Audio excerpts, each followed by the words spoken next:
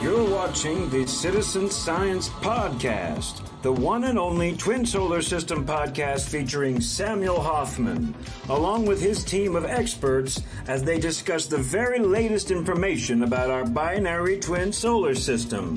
Welcome to the show.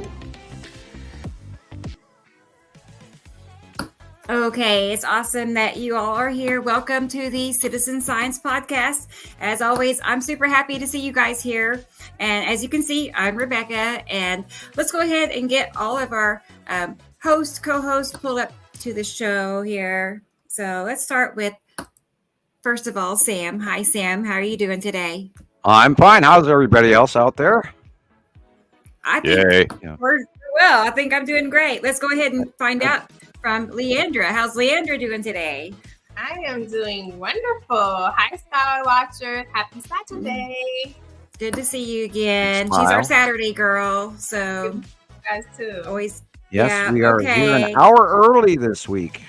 Woo-hoo. Yeah, we are experiencing a time change of sorts. We moved from 2 o'clock to 1 o'clock, and that will be permanent. So adjust your schedules, please. Okay. Let's go ahead and get Christopher in here. Hey, Chris, how are you doing? Hey guys, how you doing? Perfect. Good to see you again. How's the sky look in Las Vegas today? Good. Lots of crazy stuff happening. Oh, good. Well, I'm Also- hoping I get to see a show. Sorry. Yeah. Yeah. perfect. Hi everybody, and I can't believe I made it an hour early on time. You and me both. I was, Sam saw me running around. You know, I'd hop up and take care of last minute things. So, yeah, 1 hour doesn't seem like much, but I noticed it. And it's like, oh wait, Wait, where'd the time go? Okay. Oh. Okay. Well, we have one more person to pull in here. Let's get our one and only Rocket Man. Hi, Rocket Man. How are you today? I'm doing great. I'm doing wonderful. I Perfect. just wanted to say hi to everybody and, welcome back and keep coming back and bring your friends and your family. And, hope you have a great show today.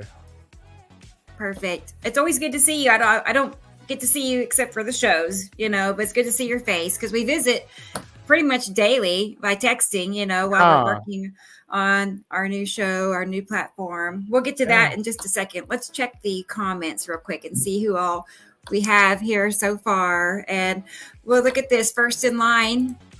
It's T. Racy. I tell you, her and Experimental it's always one of the two. Or Dennis. Hey, Dennis. Good to see you. It was close tie this time. And then we have our Nicole here. Good to see Nicole. And she's part of our team, actually. She's helping us in many ways. She's helping me with making slides and coming up with ideas. And then I just found out a few minutes before the show that she is now going to be working with Rocket Man on our new platform. You want to explain a little bit more, Rocket Man? Yeah. So Nicole's going to be basically taking over Movie One. She's going to be doing all the website design for Citizen Science Project. She's going to also be working on Streamlabs, getting that ready so that we don't have to use StreamYard anymore. Yes. And so I gave her a brief introduction of what we need done, so that we can get the website ready and going, so that members can start signing up and purchasing our membership plan, the Nibiru special. And just become part of the family over there on the platform and help get that platform going and start using it, start watching the movies. And Nicole's also going to be helping out with the artwork for the movies, the thumbnails, and all that stuff that we need. And eventually she's going to be helping me out with my customers for Cloud Computing Consortium. That's awesome. Managing my projects and things like that. So, man. I know she's highly intelligent. I'm just saying this because it's true. I can pick up on that. And I think she's perfect for this job because, her heart is in it, and that counts. That means more than you can't buy that kind of work, in somebody, that kind of, passion and desire. So I was happy to see that. Yeah, and now she's officially on the payroll, and awesome! Congratulations, Nicole. Right? Yeah, to you both, all of us, like you said, We're rooting for all you. of us. We can't wait to see the product. I know, and I'm impressed that she knows how to do all that. You mentioned it to me, and I'm like, I don't have time. First of all, and second of all, I'd have to learn everything, and I have to pass. But thanks for the offer, Rocket Man. She's already got access to it. She's going to be out there learning it, going through it, and so we're going to be working closely, and we're going to have a nice finished product when we're done. Awesome. I know it. It's going to be great. It's going to be great. Okay, let's get on to the see who else is here next. We have Katie Jo, our friend Katie Jo, and we'll get back to her in just a second. I want to show you what she's been up to. I want to take a picture and show you. Okay, so hi Katie Jo. Good to see you. And Michelle, our friend Michelle, and she's a previous guest on the show. So it's your turn coming up to come back on, Michelle. So let me know when you're available. I'd love to have you see you again. And Karen is here. Hey, Karen. Hello. Good to see you. And oh, look at this. Bar T96. Now that name, I know that name on my YouTube channel. We go way back. So I recognize you for sure. So good to see you. Okay. What's happening? I don't know. You're doubling. It wasn't me. I don't know. Maybe you should exit and come back in. Hello. I think it's Christopher. Okay, let me exit. Try it. Because his screen went black when it happened. Okay. That was funny. Yeah. Okay. See, it's better now. Okay, good. Well, hello, Barty. Cool. And then Olda. Oh, hi, Olda. Good to see you here. I'm not sure if I've seen you here before or not, but welcome. Welcome to the show. It's always good to have you. And Claudette. I know that name. Hey, Claudette. Good to have you here for sure. Oh, and Skywatcher Carlos. I love your channel. I really do. He has a good channel on YouTube, so you should go check it out, everybody. Yeah. He's another Skywatcher, so I follow as many as I can find, actually. So yeah, I know Carlos. I figured you would. Okay, well, good to see you, Carlos. Facebook user. Let's see. It would be amazing if people could send a pic of their sky. I know. I wish we could. Well, you can on Facebook, though. Now, that's a good idea. For those of you in the Facebook chat that are following this, you can include your pictures. I wish we could do it here where everybody could see it. Maybe, I don't know if we could ever swing that or not, but we will. Good to have you. It's an idea, Rocket Man. You see the desire they want. They want everybody to see their pictures. Just Nicole, take notes. Perfect.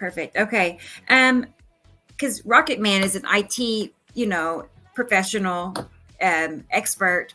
So if it can be done, he could probably figure it out. Yep. So we're lucky to have him. Very fortunate. Hi, Karina. Good to see you. Perfect. Hello, everyone. Hello to you back. And I think we're all caught up now. So, yep. Welcome, everybody. I'm glad y'all are here. And how about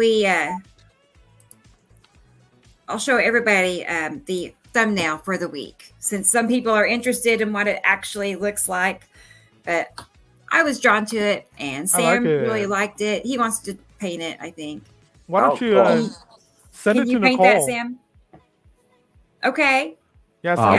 What? Where? I was looking at something on Facebook. I'm sorry. He's back. No, we're just talking about how you like this artwork. Oh yeah. I very much like it. It's a interesting pastel. It's got sharp points and rounded edges at the same time, and I'm going, this is interesting. And I like the little, the background planets way off in the distance. It's great. Yeah, Sam. It looks like a Salvador Dali. Yeah. Well, not right. Dolly was a little bit more extreme. I think this is a softer version of him. Is he the artist with the melting watches, or yeah, something like that? Yeah, something like that. A lot of grotesque work. Yeah. You get architectural design and you name it. Yeah. I guess, High people will experimental. pay famous people anything to do anything, I guess, if you have extra Sure. money. Yeah, all they got to do is just pay people to make something look cool, whatever it is. It just pays, and if all the stars are, flaunting whatever it is, people will think it's cool. It's that easy. But hi, experimental. Good to see you here. And Ninja is here. Good to see you, Ninja. Peace be with you as well. People are still coming in. Here is Slim. Hi, Slim. I don't think I've seen you here before, but it's great to see you. So Yeah, our live feed is running on Facebook news link, whatever that news page, whatever. Okay.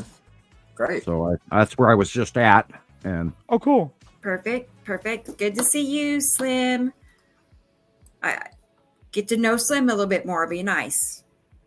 And okay, so let's go ahead. I figured a lot of people are interested in the eclipse, so I figured we could start with a short clip I made talking about that. Just things I found on the internet. Let's go ahead and pull that up because it's coming around the corner. Let's see. All right. Wild. The National Guard is going to be here now for the. yeah, there was some really Indonesia, Java had a major several major earthquakes yesterday. You're right. I didn't get to look them up. For the solar eclipse, but things get much weirder. The Wow. 22 members of an elite chemical, biological, radiological, and nuclear unit will be housed in Broken Bow, in addition to 110 to 150 Oklahoma Highway Patrol troopers. They're also urging residents to stock up with 1 to 2 weeks of food in advance of the event and to have full fuel tanks. They're also Fear saying Look to the porn. left. I mean, the right. Look at that communication picture at the right there. It was showing actually facilities Esat and Yellow possibly Moon. making Cool. it difficult to make cell phone calls. Similar warnings are going Oh, out in no. different states, including Noblesville Fire Department. I really wonder why they're doing this. And apparently schools are canceled this day, and people are going on Twitter writing statements like this. Something strange is definitely happening. My kids in 3 different schools all got notices that school will be closed that day. There's not a single person on earth who's seen an event like we're going to see on April 8th of 2024. This is going to be the path that it's Don't know going how to you can take. say that. In I don't totality, it's going to either. last a total of 4 minutes and 30 seconds. To give you a comparison, the one in 2017 only lasted 2 minutes and 30 seconds. So this nearly doubles the time, which is really long, and that's why it's so crazy and no one's seen it before. The only one that came close to this is the one in 1800. So if you're 200 years old, then let me know. If not, then no one has seen this before. Okay, this is getting crazy, Oh, my this friends. lady's a Okay, trip. I told you back in September the sun was not where it should be. And I explained it doesn't have anything to do with the actual calendar day, month, name of the month of the calendar. This No, is it's about the where second sun star is being in here. the sky. Okay, we're told that the solar eclipse is supposed to be in Aries, take place in Aries during a new moon, obviously. And by April 8th, if you do a projection on any of your apps, first of all, if you look at your app, it'll show you the sun hasn't even entered into Pisces. It's barely entered into Pisces right now. What? It shouldn't be in Pisces. Okay? In the middle of March, it should be just about to enter into Aries. March 21st. And I said that 2 weeks ago, 3 April weeks ago. 19th, I think. So The sun sun's was not in a where it should very be to odd begin with, but angle we're told that early for the solar spring. eclipse is supposed to happen on April 8th in Aries, but the sun and the moon, if you do a projection, are projected to be in Pisces together, and they're not even aligned on April 8th. They're sitting side by side in So Pisces. what body on is April actually 8th. going to go in Something front is of? not right. Oh. I'm telling you. The sun is not where it Oh. should be. Okay. Right, moon and is this is not why where it should I be. was talking about People that. are People talking about should, the if you could eclipse, but pause they're it for not a talking second. about this.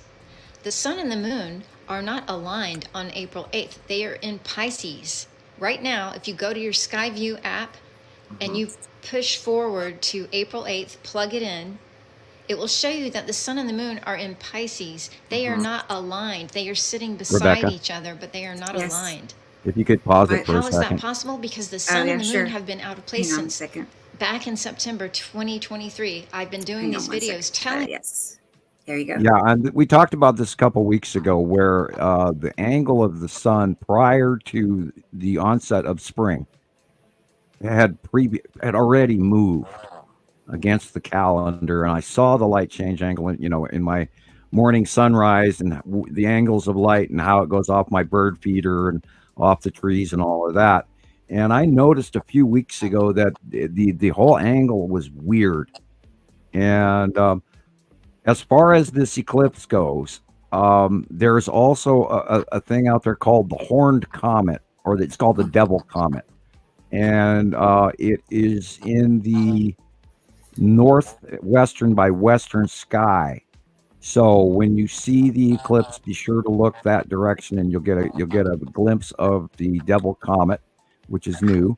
And also you might get a shot or a view of some of the other planets' faces as well. So, it's important that you look elsewhere, not only at the eclipse. When you look away, take your glasses down and then look at the real sky in the darkness at termination point and stuff, and you'll probably see some of the passing planets and asteroids, etc. So I wanted to point that out for everybody who's going to be out watching. Watch before, during, and after. Pay attention to what else is in the sky. And as she's stating here, that they're not even, the moon is not even in front of. Now in a week it may be. We don't know for sure, but it is entirely possible that there's another body that's going to clip in front of to cause the eclipse, which would also spark off a civil defense response from them not knowing the outcome of a planetary close pass eclipse scenarios. So perhaps more will happen. There was some large X-class flares yesterday as well. So a whole bunch of weird stuff going on. You can go ahead and play it. All right. You that the sun is not where it should be. People are telling me it's the calendar. The calendar's off. Don't worry about it. It's where the sun is in the sky that's different. It's not where it should be. This eclipse is showing you that I am telling you the truth. Because if we see an eclipse on April 8th, how is that possible? If the sun and the moon are in Pisces, it can't be an Aries eclipse, right? If the sun is in Pisces, and if the sun and the moon are not aligned, they have to be aligned in order for you to see an eclipse, correct? So I don't have to be a fucking astrophysicist to understand this, and neither do you. I'm trying to get this out to as many people as I can. Please share this, because, I mean, this is just a no-brainer. These heavenly bodies are changing. They are not where they should be. Look at this, you guys. I want you guys to see this. How is this possible? So we're not even in April yet, right? But look at this. For the solar eclipse, you have a high percentage of clouds over the path of totality. Look at this. And over here you have medium clouds, and over here you have low clouds. How do they know this already? Right? Like, what is going on? How do they know this already? They're telling us how the sky's going to look like. Oh my goodness.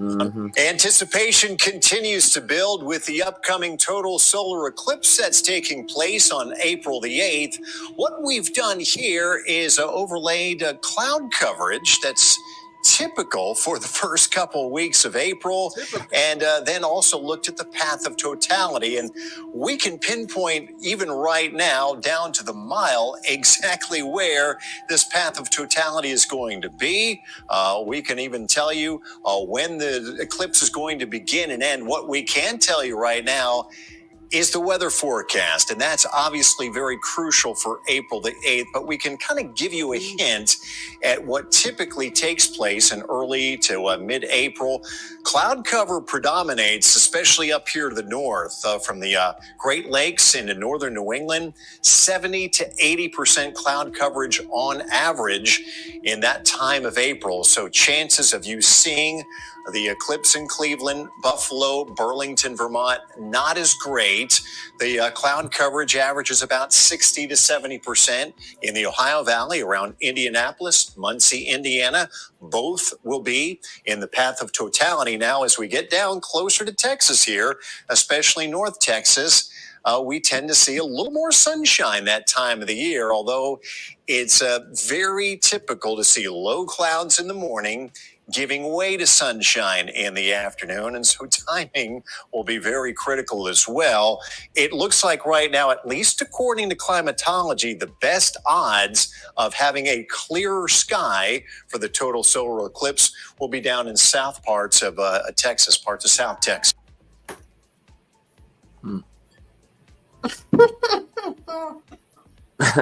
Oh, that was it. Okay. That's it.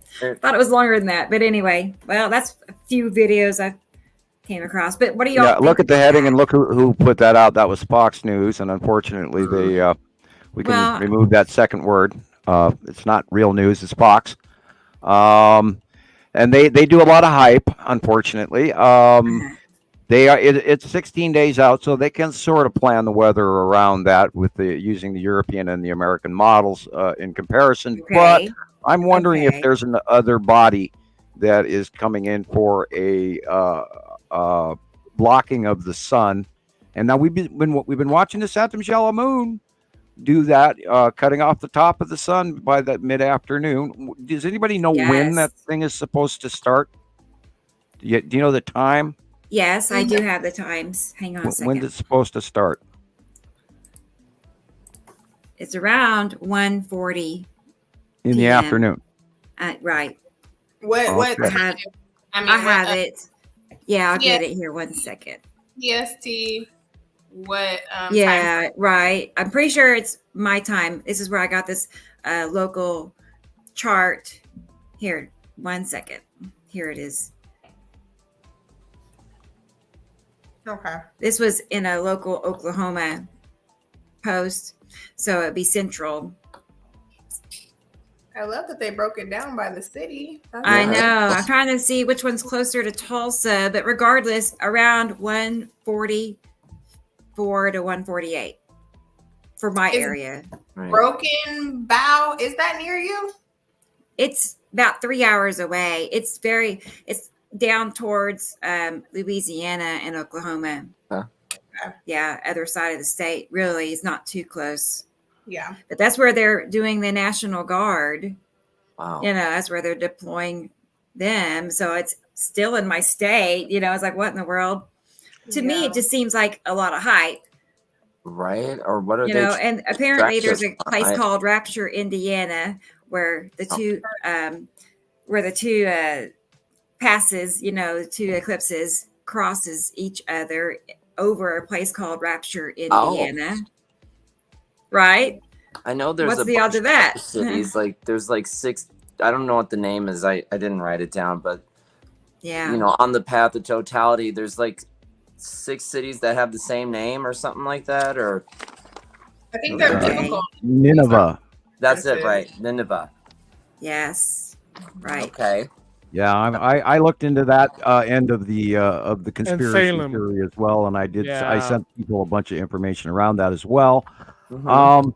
I'm really, perhaps we're going to have a gravitational issue. Of course, I'm not a fan of gravity per se. I remember, I believe in the electric universe, not gravitational. Yeah, exactly. And I have been seeing all of this information dump on YouTube feed where they were talking about the New Madrid fault line.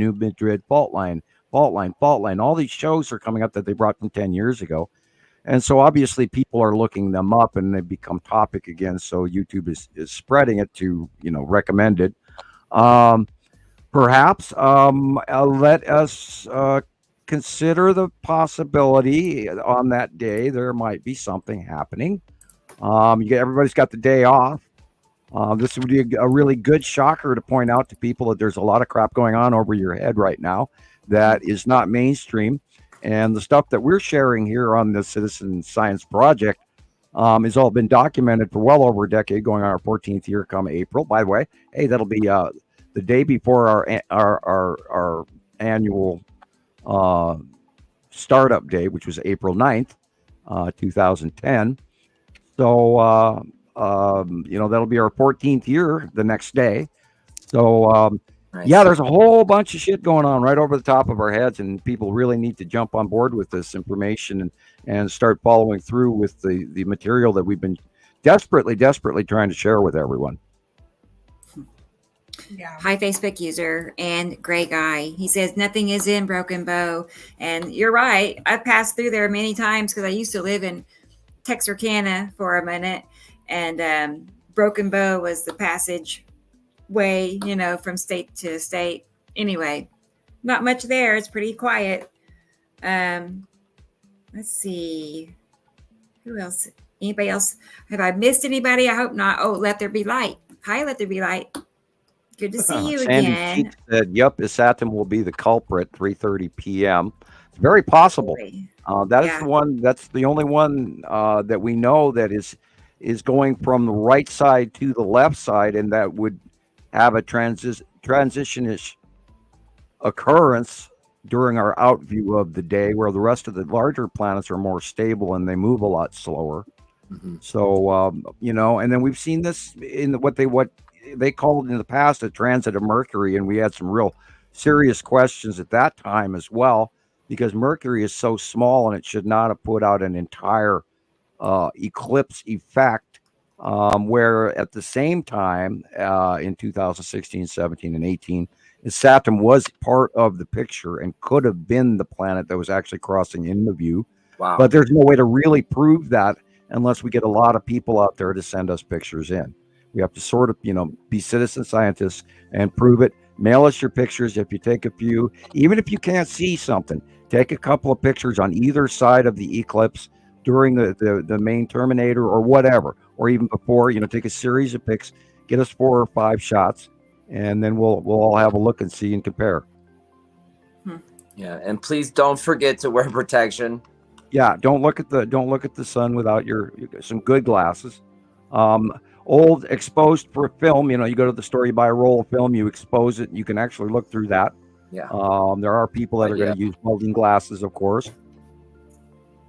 Excuse me. But be very, very careful. Don't use knockoffs. Don't use, 2 pairs of sunglasses. It won't do. You can actually burn your retinas doing this. So don't burn your retinas. No. Yeah, that's not. They say that where I am, we'll have about 90% totality. Okay. So it'll get dark. How about here. something like these, Sam? Well, they look kind of blue. I don't think they're dark enough, but if they're actually rated for that, or if they're a knockoff, they are called eclipse glasses. Okay. Yeah. Wow. Oh. I bet Amazon has some. Oh, I bet everybody's on board trying to sell that. Money. Where'd you get them from? I got them from one of my smoke shops. Ah, cool. Yeah. I just hope they're actual, worthwhile and work rather than burning your eyes. Yeah, no, they do. Yeah, totally. They're totally blacked out. Okay. Yeah. There's a bunch of them on here like that. Paper ones. You can buy a pack of 10 of them or something. Yeah, we should sell them on our website. We could do that. Yeah. Get them printed up real quick. For next time. So the next time it'll be 20 years before there's another eclipse, they said. So I'll be 65 years old. Right on. 75. We'll still be here. We'll still be here. We'll still be doing the show. I think they'll be pleasantly surprised by how many things are going to be happening due to the binary solar system planets blocking out the sun. So I suspect many more eclipses than the next one in 2 years. Yeah, we're seeing all sorts of stuff pass across right now. Yeah. So Yeah, this one's for April 8th. This says for April 8th, 2024, right there. Oh, right. Cool. It's for that eclipse, that particular one. And something is weird. That's cool. Very weird about this one. They're just overly hyping it, and it's the presence of a National Guard. Yeah, I think that's what pushed it down the road, was that they're calling in troops. It's like, well, why would they do that? We've never. Oh. It sounds distractionary to me. Maybe they're having a barbecue. I don't know. Yeah, maybe it's the 4th of July. Yeah. Man, it's wild. Yeah. I mean, I just feel like it's going to be another Y2K and nothing happened. The next day you get up and you just go back to work, and or it's like, you know what I'm saying? What else is going on in the world that they're trying to distract us from? Oh, sure. What else is happening? Think like that, but it's just a lot of strange stuff happening in the world right now. It's crazy. Yeah, right. Maybe this is like the Truman Show, and somebody's putting a big old thing over the light in the sky.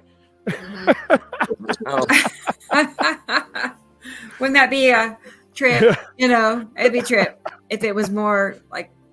Because I do think a lot of the things we do see is staged. I can't help but see and think that it is. Things are staged for us, for psychological indoctrination. Operations. Yes, psyops. Right. So I mean, So this could yet again be another psyop. Think about it. Fear porn, troops. Everybody's going to go crazy. But what are people going to go nuts? People are already crazy. Yeah, they're trying to sell groceries. Yeah. Right. Yeah. Get 2 weeks worth of food. Now, it's a strong suggestion to at least have, a good pantry. And it is.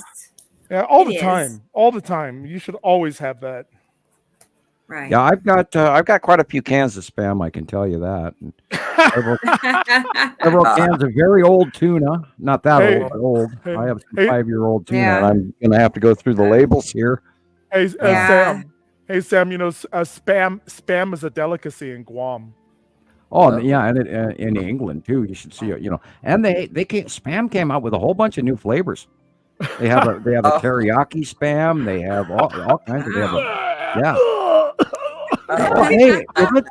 If you're up in the mountains and you're freezing your backside off, and you pull out that the backpack food, and you cut up some Spam and you fry it up in a pan up in the mountains, I promise you, a little splash of Worcestershire sauce. I promise you, the best tasting thing you ever ate in your life. Hey Sam. Hey, remember that movie with John Candy? I forget what it was. It's like they're the raccoons are raiding the trash cans and they're eating hot dogs, and he goes, "Oh, those things are made out of pigs' asses and cows' tails." Right? It's a pretty funny movie. Yeah, that's what they make hot dogs with. Stuff that they don't normally use or sell. All goes in a grinder and then in a skin. Well, there's reports of Chinese street food where they're taking canned dog food and putting it in sausages. So no, oh boy. Well, it's what I know. Well, China's in trouble right now. Probably not much different than a hot dog. I don't know. Hey, pretty much get some Soylent Green. There you go. Yeah. Hi, Thunder. And then there's a lot of people that don't know what Soylent Green is, Rocket Man. I know. Oh my God! Really? Movie from 1968. Yes, you're right. I saw it. I didn't see the movie, but I saw the title out there. Oh, I have. I've watched Soylent Green about 5 or 6 times. Yeah. Remember? Yeah. Oh God. And the guy that he would turn to is a cop, and he was working in the highly overpopulated New York City, and books and libraries were illegal, and only certain people could own books. Yeah, they were referred to as a book. They were instead of a librarian, they were called a book. And it's a really interesting show that I think people should watch at least once to get that shock value of what society could or could not do. And Sam, and also 1984. Did they remake it? No, the old one. Was it 1984? Oh, the movie 1984. Yeah, the movie. Yeah. George Orwell and all that. Yes. I only knew about the book. Yeah. I didn't see the movie. I read the book. Oh, that's even better. Years and years and years and years ago. That's even better. You're gonna have to put that on the website. Yeah, we will. We'll get 1984 out there, and we'll also get Soylent Green, so that people can get educated.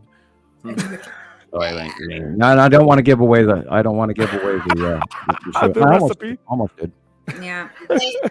Nicole told us what it's about. Right. You don't want to know.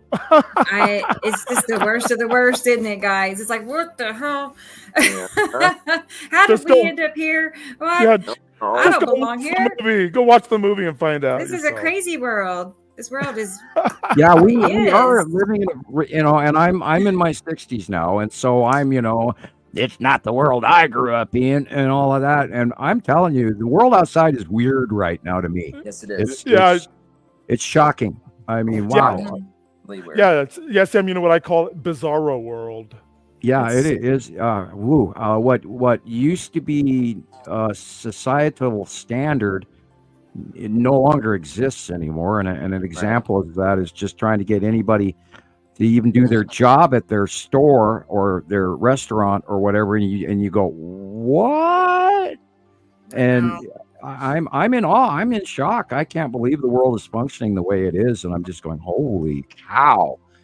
And you come home and you go, I'm not going back out there. No. Right. Yeah. People are really like grumpy bears. It's like, why? I think it's planetary. I really do. Service industry with that too. Like, no. Yeah, I feel you. I feel you. I was supposed to say hi to Aaliyah too, real quick. Hey, Aaliyah, good to see you. Thank you. Yeah, yep. And Facebook user. Okay, I think we got that person. Okay. Something I wanted to just cover real quick so people understand, like we're making some changes with our schedule.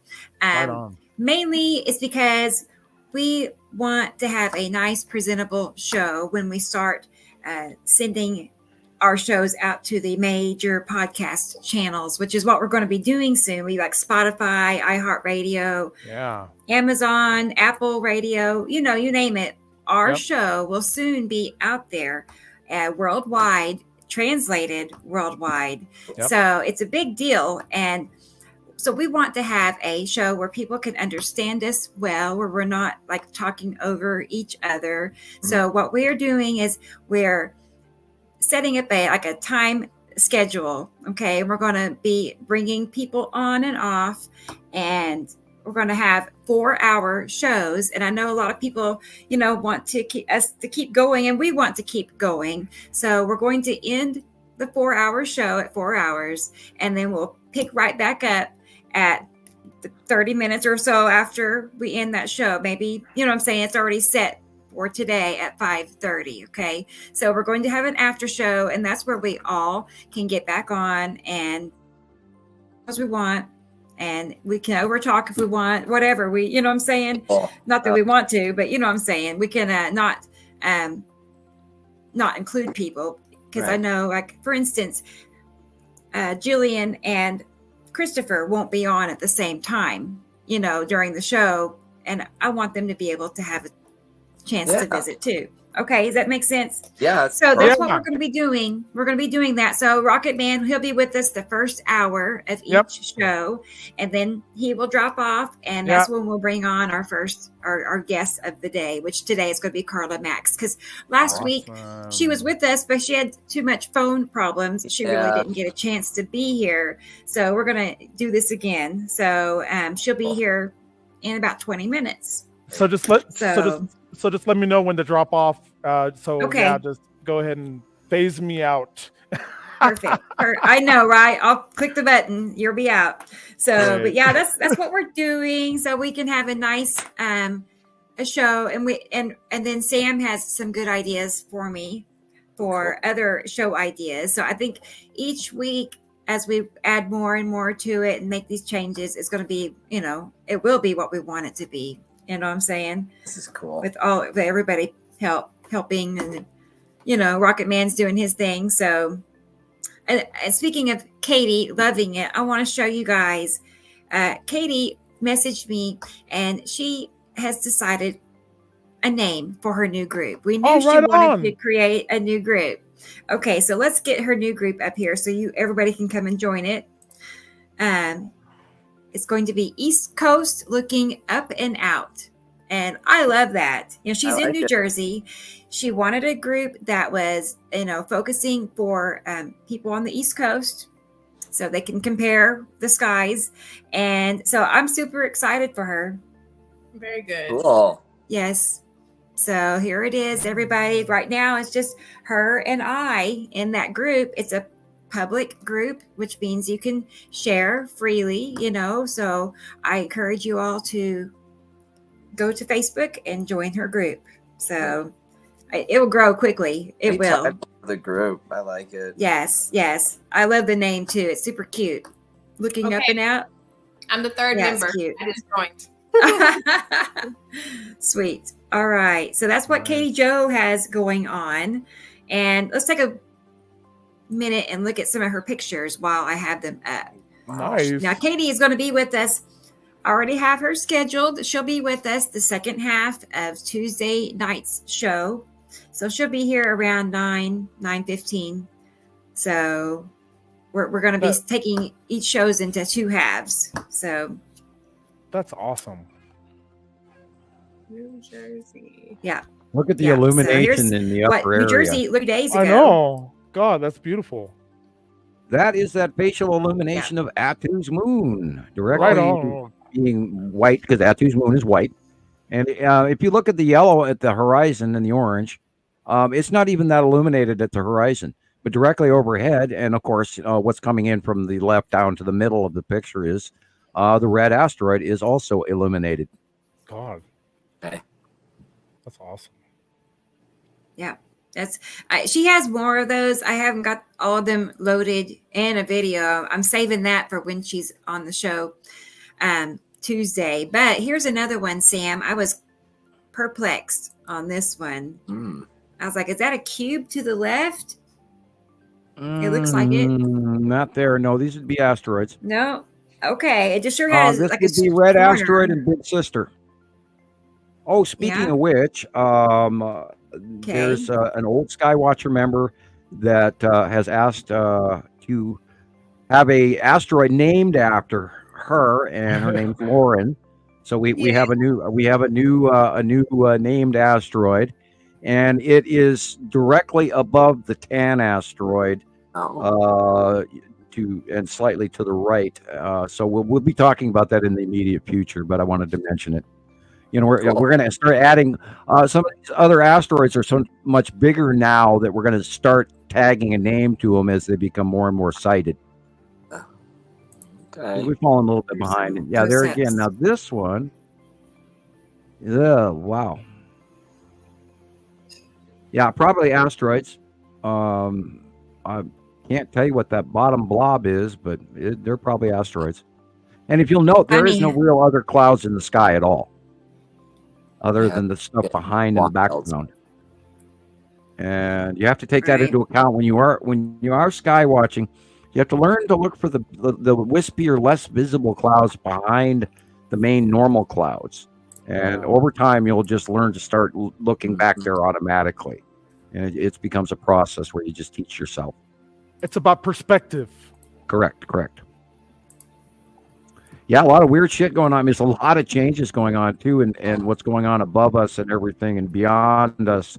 And last week we were talking about, I saw full circle illumination, facial illumination of planet Atu in the west sky as the sun was coming up. It was about 11 o'clock in the morning, and the sun was coming out of the east-southeast, which it's not supposed to be at 11 o'clock in the morning, but that's where it was. And that's also in reference to what the gal was talking about, where the sun is in the wrong place. Yeah, look at that. That's the moon. So there's a whole bunch of weird shit going on, and I totally believe that Earth is tipped far more than it was even a year or two ago, because we mentioned that the light angle was way early for spring, and it should have at least calendared close, and it was weeks before it. And so there's some really strange shit going on, and I think the larger planets are shoving us. By the way, holler when you're ready for me to do the weather. I have a whole page and a half of notes. Cool. Okay. It doesn't have to be now, but when you're ready. Here in a few minutes. Okay. Let me write that down. I have a list running, so I won't forget. Yeah, okay. we have a major storm event coming to the country. Oh boy. And Rebecca, I can go ahead and drop. I can go ahead and drop right now. Okay. I can say that's fine. Recommend. Bye to everybody, and I'm going to go on with my day. And cool. I'm very excited to have Nicole working for us now, and that's so cool. Officially on the payroll, and we're just we're going to pay it forward. That's what we're going to do. That's awesome. I'm happy for, like I said, I'm happy for her, and then it affects all of us. So I'm happy for all of us. So exactly. It's perfect. So good bye. seeing you again. Yeah, I was going to say and bye everybody, and looking forward to seeing you next time, and seeing the progression of Citizen Science Project. So take care. Perfect. Me too. Bye bye. Take care. Thanks, Bye-bye. Sam. Yeah. Bye bye. Bye bye. Okay, cool. Let's see what else I have here. We got that. And we did the East Coast. And I just sent a link to Carla. One thing I wanted to mention, we have some listeners on TikTok. And I see you guys. I see Denise chatting with me, asking questions. And I'm getting caught up with you. She's in Staten Island. That's what she said. And she wanted to know the name of Katie's site again. Let's pull that back up. Here you go, Denise. It's called East Coast Looking Up and Out. So, and then for you guys on TikTok, I'll show you the Facebook group for our channel in case you're not familiar with that. Here it is, Nibiru Followers Anonymous, and you can join our Facebook group as well. But I was going to tell you guys, I would recommend, if it was me, if I were you, I would watch this show over on YouTube, only because that way you can join in to the main chat and you can communicate with us easier, because I'm not able to see both chats at once. I have to go back and forth. So I would just say, if you want to engage in the show with all the people, go to YouTube and watch it on Nibiru Followers Anonymous. So you'll see it there. So somebody had a question real quick about the double moon situation, and I told them we'd look at some pictures. Katie just had a picture. I was showing hers right here. But I was telling them that there's definitely a planetary object behind our moon. Yeah, it's been sighted for about 6 or 8 years now. Oh. Here's the drawing he's put together of what he visualizes. Up here it's plain as day to me up here. You can see it by eye that there is a yellow body behind our white moon. And for the last, 6 or 7 years, they've been going, oh, the supermoon, it's a supermoon, it's a supermoon. And we've never, ever heard that term before. Right. And, and what they're trying to define by calling it a supermoon is somehow they're describing that the moon is much closer to Earth than normal. Right. And that isn't normally possible. Now, granted, when I was raised as a child, I was told that the moon was 285,000 miles away from Earth. And now they're telling people 265,000. And I've even seen shorter distances as well. And so, and a problem with a lot of sciences is that don't actually match. And I wish they did. But this is a great example that there is a secondary object, big yellow object behind our moon. Now, I've been wondering for years if it is a lunar body. NASA announced we have a second moon, but of course they didn't say where it was or how big it was. But I'm also wondering that maybe the Norway spiral orb, or as we call it the Empire Orb because it looks just like the Death Star.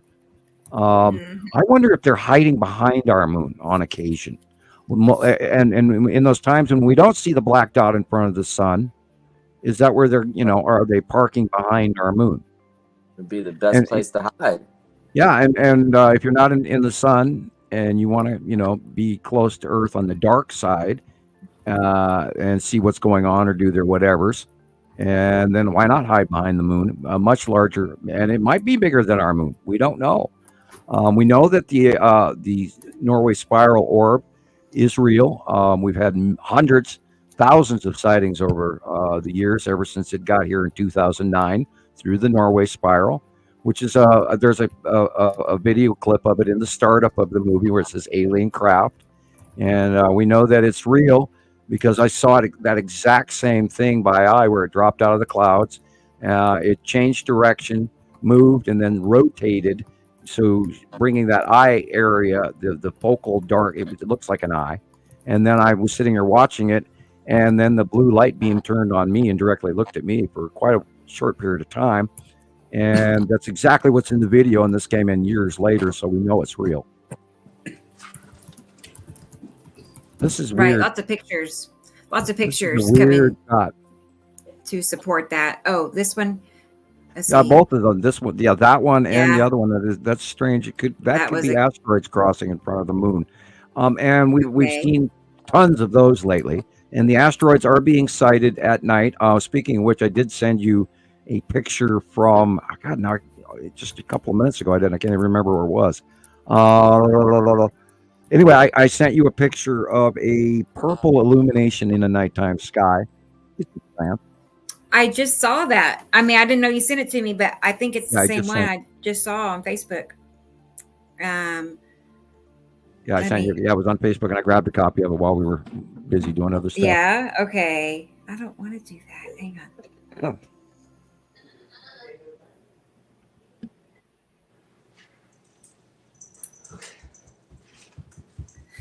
It's like Messenger is making me create a pin. Did you guys have to do that? No, but I remember somebody mentioning that in the Messenger group that to do something they had to create a pin. I don't know. Right. No, yeah. When I click on Messenger, I don't have any choice. It says set up a way to access your chat history, create a pin, or there's more options. I guess I'll put a pin in. Write it down. I know. My gosh. Later. Yeah, I have so many of those that I can't even get into because I can't remember the pin. I know. And which notebook did I write it down in? It should be on one page.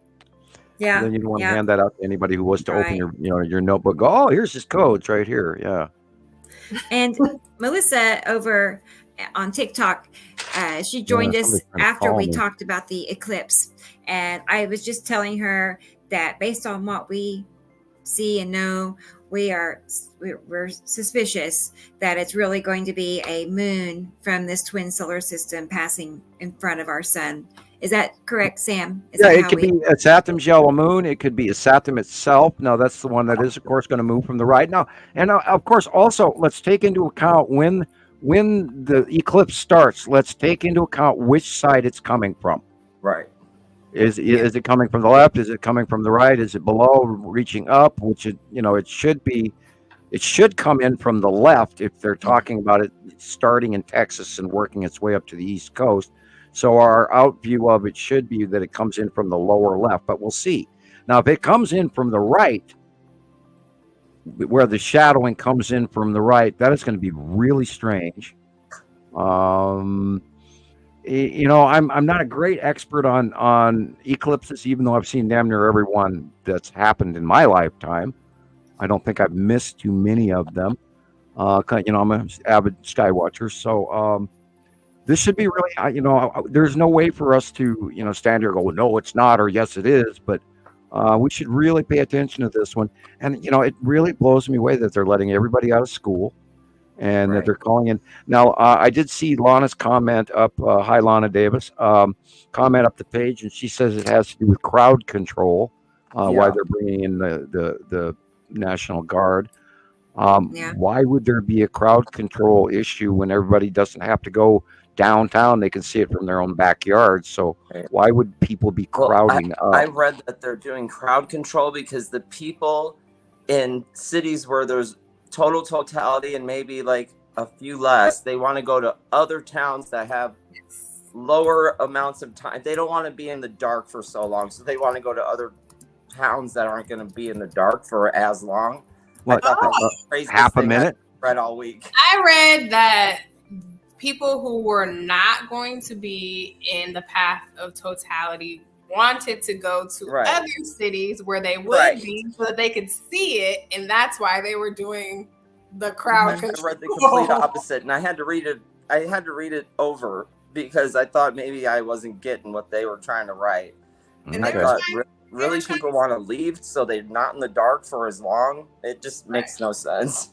And they were trying to say it was going to be like a Super Bowl size amount of people gathering, and that they needed control measures, and it just all sounds like blur blur blur blur lies.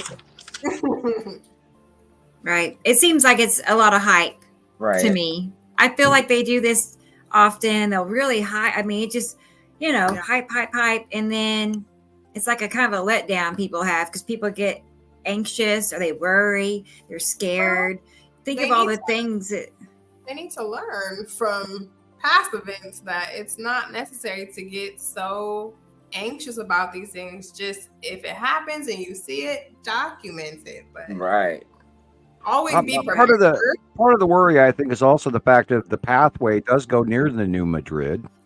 The New Madrid fault line runs basically under the Mississippi River, and then when it gets up to about Chicago, etc., it turns east to the Great Lakes areas up, and that's part of why the Great Lakes were formed, was because it was a tectonic plate fracture that was unsuccessful.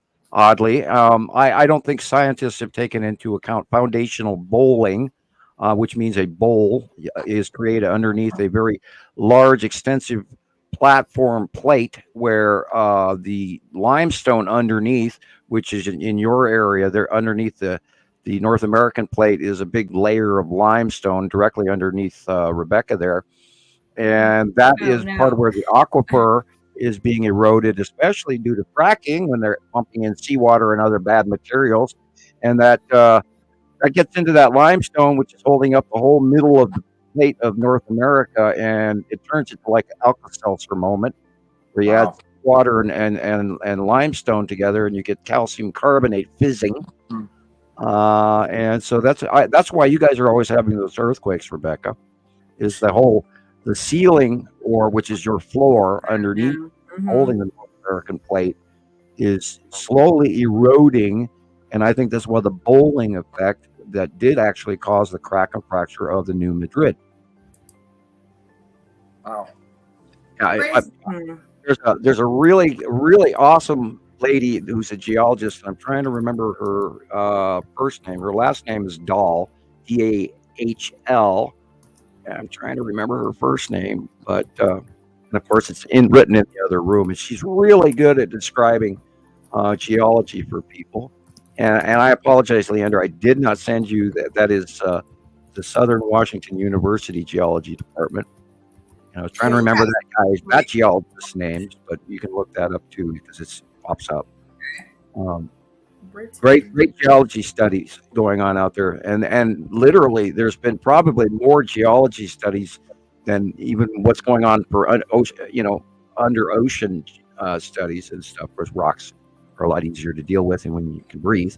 But yeah, there's a whole bunch of science behind geology that I'm absolutely fascinated by, and I'm always learning. Sorry, I went off left field. First love, geology. Cool. Mm-hmm. Yep. New Madrid, all the way, from the, wow, did I go way left field? Me too. It's just going to be really interesting, to see it happen, see it get dark for a few minutes. And we put all this effort in and then nothing happens. Right? That's usually how it goes, I haven't heard anything about the Miami alien thing at all. That sort of died down. which isn't bad. Right. So of course, weird. I haven't looked it up either. Maybe it's me that forgot to look, but. Chris, you're kind of near me. Are you expecting to get a good visual of the eclipse or not? I think we're gonna get about like 60%. So better than me. I'm not about to get. I don't think hardly anything. We'll see what happens. I wonder if anybody in our group here is in the line of totality. I'm curious. I'll probably just see its liver. I think my dad might be in Maine. We'll see what happens. Yeah, maybe. Yeah. Maybe. The Exploratorium near me is having a hosting, and they said they're going to be looking at Texas and another state. So if you're not in the path of totality, maybe you could try to see if an Exploratorium or a science place is going to be looking. And you can also look online. Great idea. That's a great idea. We'll be having all types of live cams, I'm sure. So that's a lot. Yeah. Michelle is in the line of totality. Right. So cool. You got your glasses ready, Michelle? Yep. So I don't know what I'm going to do. I guess I'll go out and watch, get some glasses and watch it. Yeah. Might as well. So I guess you can film it with your phone. It wouldn't hurt your phone, right? No. I don't know. Right? I don't think so. Somebody say yes. I don't think so. I don't know. I haven't heard anybody say you can't. So yeah, that would definitely be safer if you film it with your phone rather than looking at it.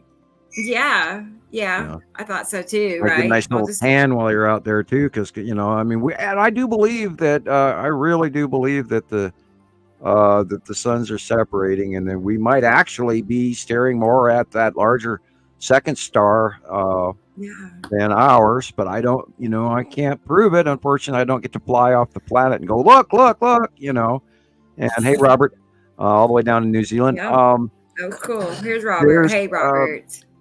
There's a whole bunch of stuff going on with that. And by the way, there was in the next couple of days, we're going to receive a whole bunch of internet trouble because there was a major X-class flare yesterday and a smaller one simultaneously on some sunspots, 3615 and 3590 came back around, and now they're calling it 3615 on the sunspots. And 3614, which is below it, and highly complex. And that one looks like it's going to develop into something major, but we'll see. That's the difference in magnetation between plus and minus filaments on the sun, and when they meet and join, that's when you get a CME, a coronal mass ejection. But there was one yesterday late, and then one earlier in the day, or pretty much at the same time, they said. And so we should see effect from that probably in the next 2 days or so. We're going to have internet and cell phone disruption and stuff. So it wasn't a major. It was like, an X-class 1 point. So it wasn't that big. But it, X-class is still X-class. So we're gonna have some disruption between computer and electrical, and we could actually even see earthquakes from it as well. And there is a major coronal hole facing along right with those two. So there's a lot going on in the sun. Yeah. And I do wonder which sun we're actually being shown, ours or somebody else's. They also had some. There's a odd period of time where the stereo A and stereo B cameras are down now for periods of time, and it's happened day after day after day after day, which is completely not normal. So I'm wondering if they are either shutting it off, or if there's actually an object that's going in the view of the stereo A monitor, and they're just calling it an anomaly or whatever, which is entirely possible as well, because we are seeing a Saturn's yellow moon and a Saturn cutting in front of the star. Now, we have no way to judge that space difference between where that satellite, that stereo A, is taking the pictures of, how far away from it is the moon, is there a body passing in between it, whatever, or is we don't know what's going on, but there is an anomaly that is going on for a period of time every day in the stereo A and stereo B monitoring system. So that if you're a super science sleuth, go in and watch for that, and maybe you can give us some more information. Okay. Facebook user, I think.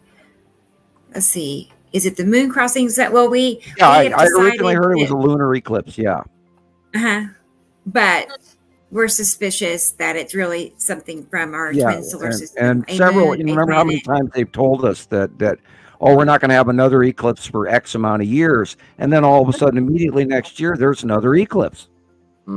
Oh, it's the annual. Like, what? Wait a minute. You told us there wasn't going to be another one for, 2, 3, 4 years. And yet here's another one for this year. And it just keeps happening. And I should be better at writing it down so I can go, oh, yeah, okay, they lied, And NASA, unfortunately, has been caught in many, many lies recently. And we'd like to know why, but I know. That's what they do.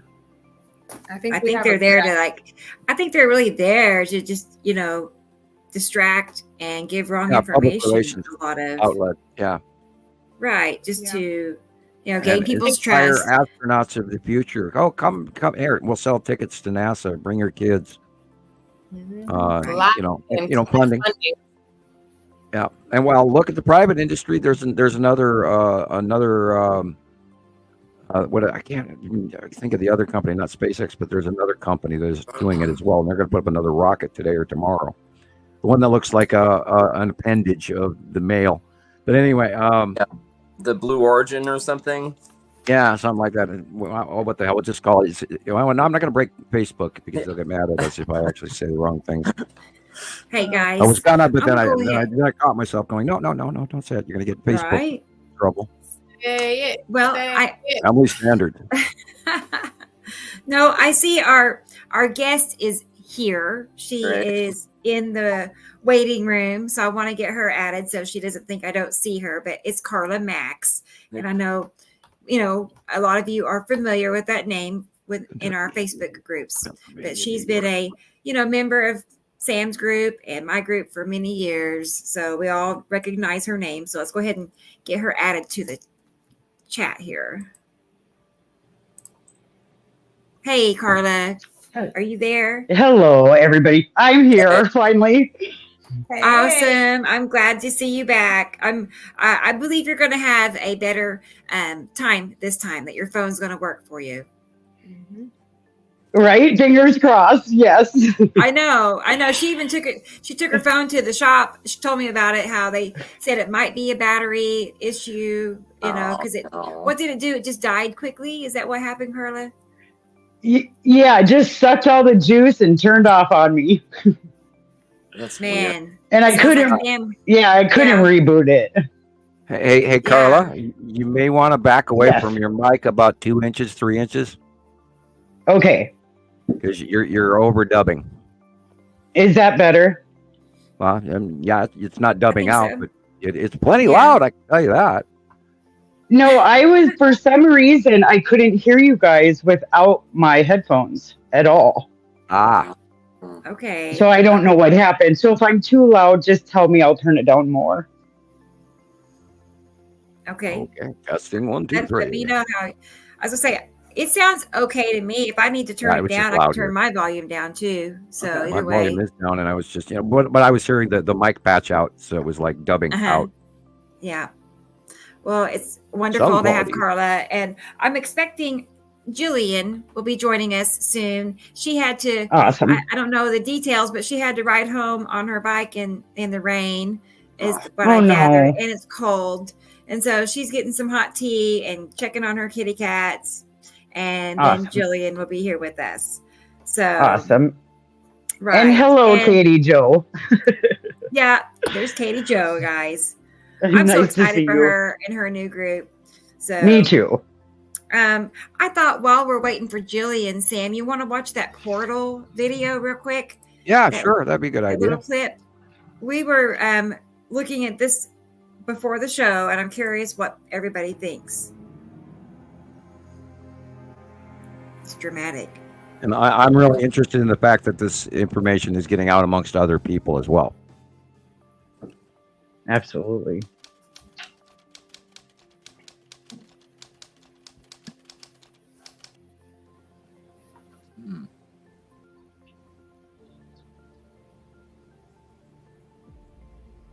So weird.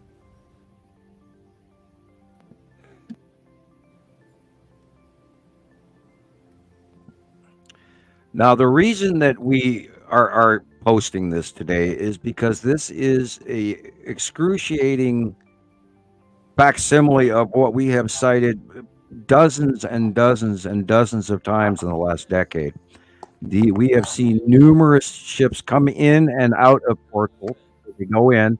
My favorite one, and I haven't been able to find it back for a long time, is the Canadian spiral, where the ship actually creates the wormhole or the portal, and then you can see it zip right into it at a slow speed at first, but then it increases in speed right before it gets to the portal, and you hear two major sonic booms off in the distance that you can't fake. And it was filmed in the Canadian tundra. And my question is, because the ship doesn't go through this before it closes, my question is, what did they open and what did they send or receive here? Because we don't see evidence of that. Because we saw it open, it's been open for a short period of time, and then it's gone. But we don't see anything come through it or go into it. That happened about a month and a half ago also. We cited a portal, and then the next day, there were people getting pictures of that same portal being stably open.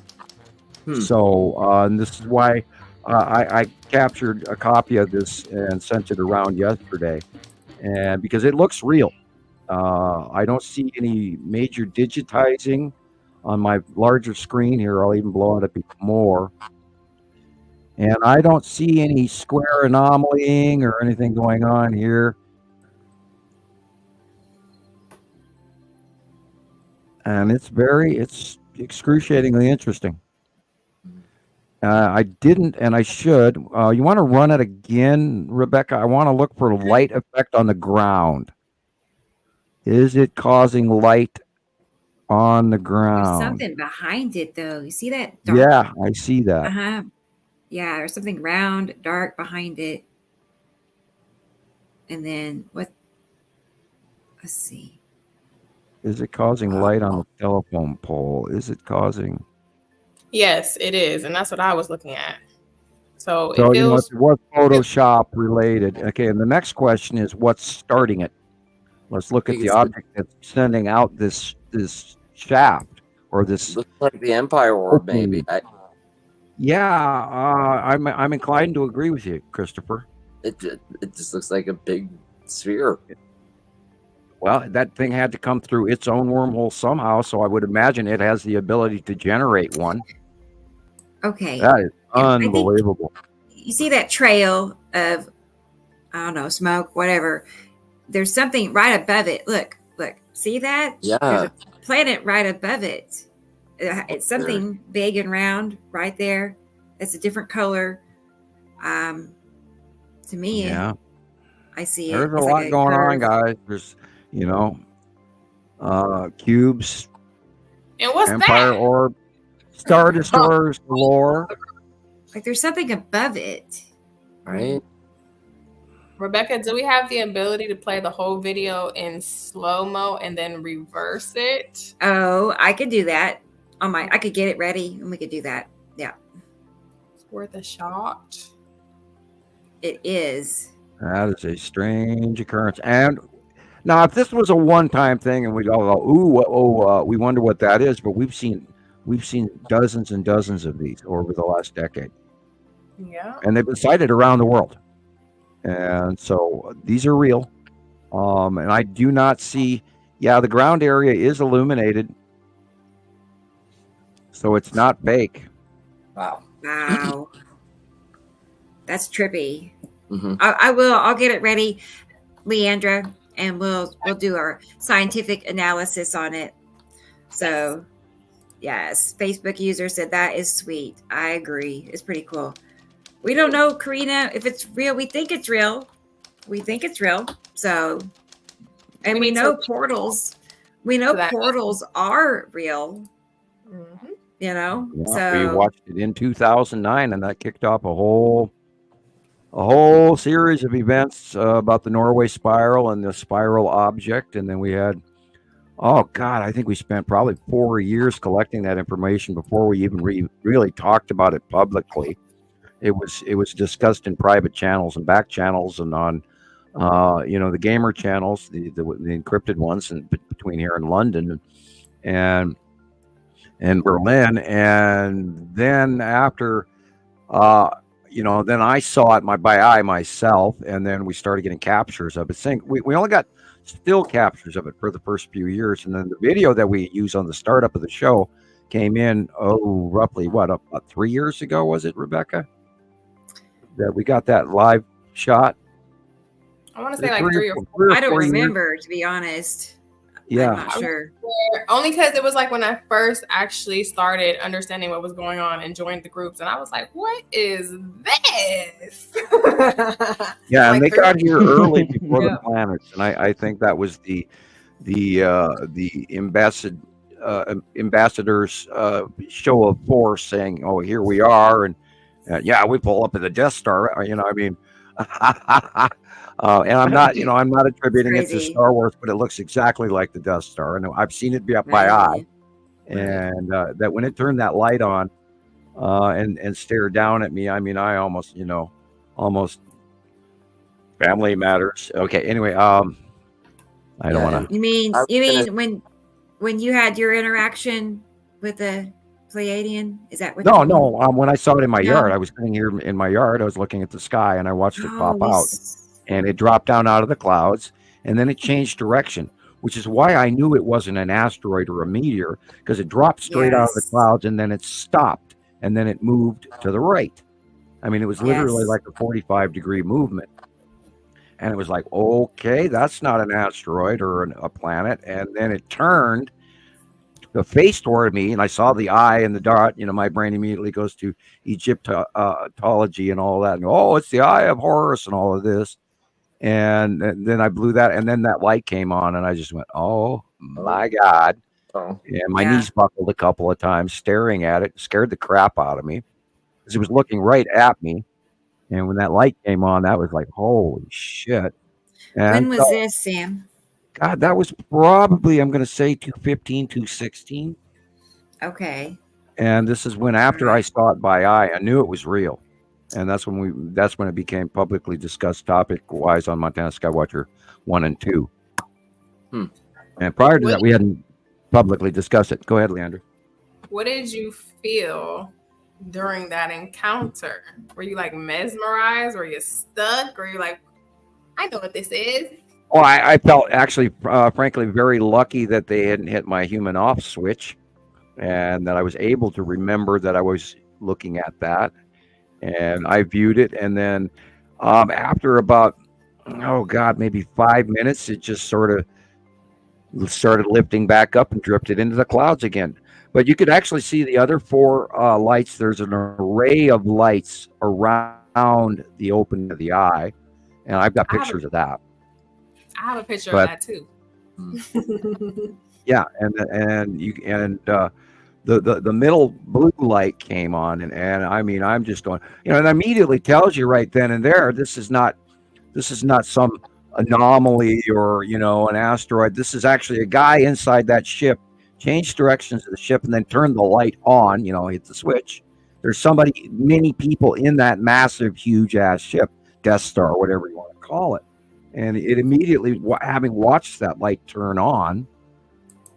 And when it wasn't on prior, and that was it was shocking. It was like, oh Christ, we're in so much trouble.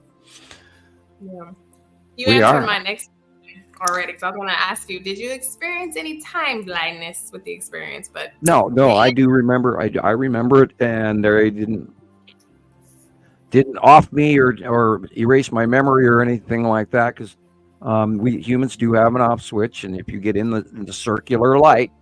If that beam of light is a circle on the ground and you're in the forest at night and you see it, do not walk inside that circle, Because the moment you do, every one of your body functions ceases. Your brain keeps going, and you can scream all you want in your own head, and you can hear yourself in your own mind. No, but you can't move a muscle. And then they land, and then the little guys come out and they grab you and they cart you off and lay you out on a table and examine you and take samples and do what they will. No, thank you. No, thank you. Right. And then that just sounds like a bad movie. Yeah, you know, it's just think of the Three Stooges trying to carry you, and the graves and stuff. The workers are not so careful or polite, especially if you piss them off. And you wake up within about 15 minutes, and it takes you about a half hour to actually come back to where your brain is really online. And then 45 minutes to an hour later, you feel mostly normal, but you'll have one of the worst hangover headaches you've ever had in your life. And I remember that for a fact, and that was directly, of course, the night that we were abducted. We did drink a hell of a lot of beer, but I mean, I had the worst hangover I have ever had. And anyway, it's enough of that. Man. I hope that never happens to me. I really don't want to. Right? Yeah. That. You know, everybody always says, people will be like, "I got my bags packed. Come and get me." You know, and I'm like, "Yeah, no. take me with you," and you have no clue because you know. I'm with you, Rebecca. Yeah. You know, if we did, you'd have to eat their food, and you wouldn't ever have anything that you're used to, including holidays and family and all of that. You look like you're drinking moonshine there. What's going on? Okay. Well, that, Water. Moonshine. I know you're not down south, and you know. Yeah, she got her keg right there. It's chilling. That's what that bubbling sound in the background is all about. Yeah. One more question about the portal, Sam. Thunder is asking: are they used to travel in distances or to cross dimensions? Like, what's I happening? don't know about dimensional travel. I do not know anything about dimensional travel. I know that the Pleiadians have capability to time travel, but I imagine that the like, for example, the Norway spiral orb or empire orb, whatever you want to call it, did come in from another from outside our solar system, so it's intergalactic. I imagine, it's like in Star Trek, you can go from the Gamma quadrant to the Delta quadrant or whatever through a wormhole. And I can't functionally tell you everything, the science behind why and how that works, but I do believe it does work. And I think, and we've seen enough evidence. We've seen so many of them. We've seen stuff come out of them, and we've seen stuff go into them. And then here a couple of months ago, we saw a stable wormhole that sat open for probably about a 24-hour period where we saw the ship create it. And then it was literally the same size, color, shape of a capture that we got the next day. So how many hours in between that was, I can't tell you, because there was, of course, no time marker on each of these videos. But we believe, and it came from the same area, so we believe it was similar sightings. And so, they could remain open for all kinds of crap to come through, or one. But we've actually watched stuff come out and stuff go in on numerous occasions. That's why we know they're real. And this is, of course, and you can't fake that. And if you are out there making a portal photoshopping, we would have seen some anomalies that didn't ring true. And we're pretty good at catching that. Now, we can't fully say that the one that we just watched is absolutely 100% real. But in my opinion, it looks very, very convincing. Yeah. Sam, may I? Oh, go ahead, Carla. I'm sorry. No. I just have a question for Sam on that. I do believe personally there are different dimensions with this. And I think it's been used in the past for good and evil. What is your take on that? Okay. Well, first of all, evil is an invention of the Roman Catholic Church. It isn't a question of good or evil or morality or whatever. It has to do with factional agenda. Other races do not see our world the same way we see our world. Other races have morals that are completely different than ours. For example, the Dracos are very warlike, but yet they're very intelligent and they're very charismatic. They're kind of like the Klingons in Star Trek, but they're also intelligent. They're not, just dumb warriors. And there's a lot more to the Draco race, for example, than people give credit for. They automatically go, "Oh, it's an evil race." You can't attribute earthly moral value to good and evil, because evil is a creation invented by Rome, and we have a fact. drastically honed into a corner on what fear of, and I hear this all, were they fallen angels? And excuse me, fallen angels are extraterrestrials that come landing out of their damn ship and park and get out, and then somebody went, "Oh, look, they fell from the sky." So you have to look at your point of view on things. You can't attribute good and evil. Granted, there's these factions, and there are many of them here, not just one or two or three, because we've seen numerous different kind of craft that are completely separate of each other's technology. Yes, their factional agenda. They come in for stuff. Some people, it's like we always joke about. Small factions come in for a little cow lip stew, and that sort of thing. You can't attribute that they're evil, and I absolutely must insist that if you ever do encounter an extraterrestrial, do not shoot at them. Oh my God! Right. You won't remember it because you won't be there later. Now, if you see a warble in the forest and it's somebody's behind a cloaking cloth or whatever, or they're cloaked, and you can see it because you can see some cloaking.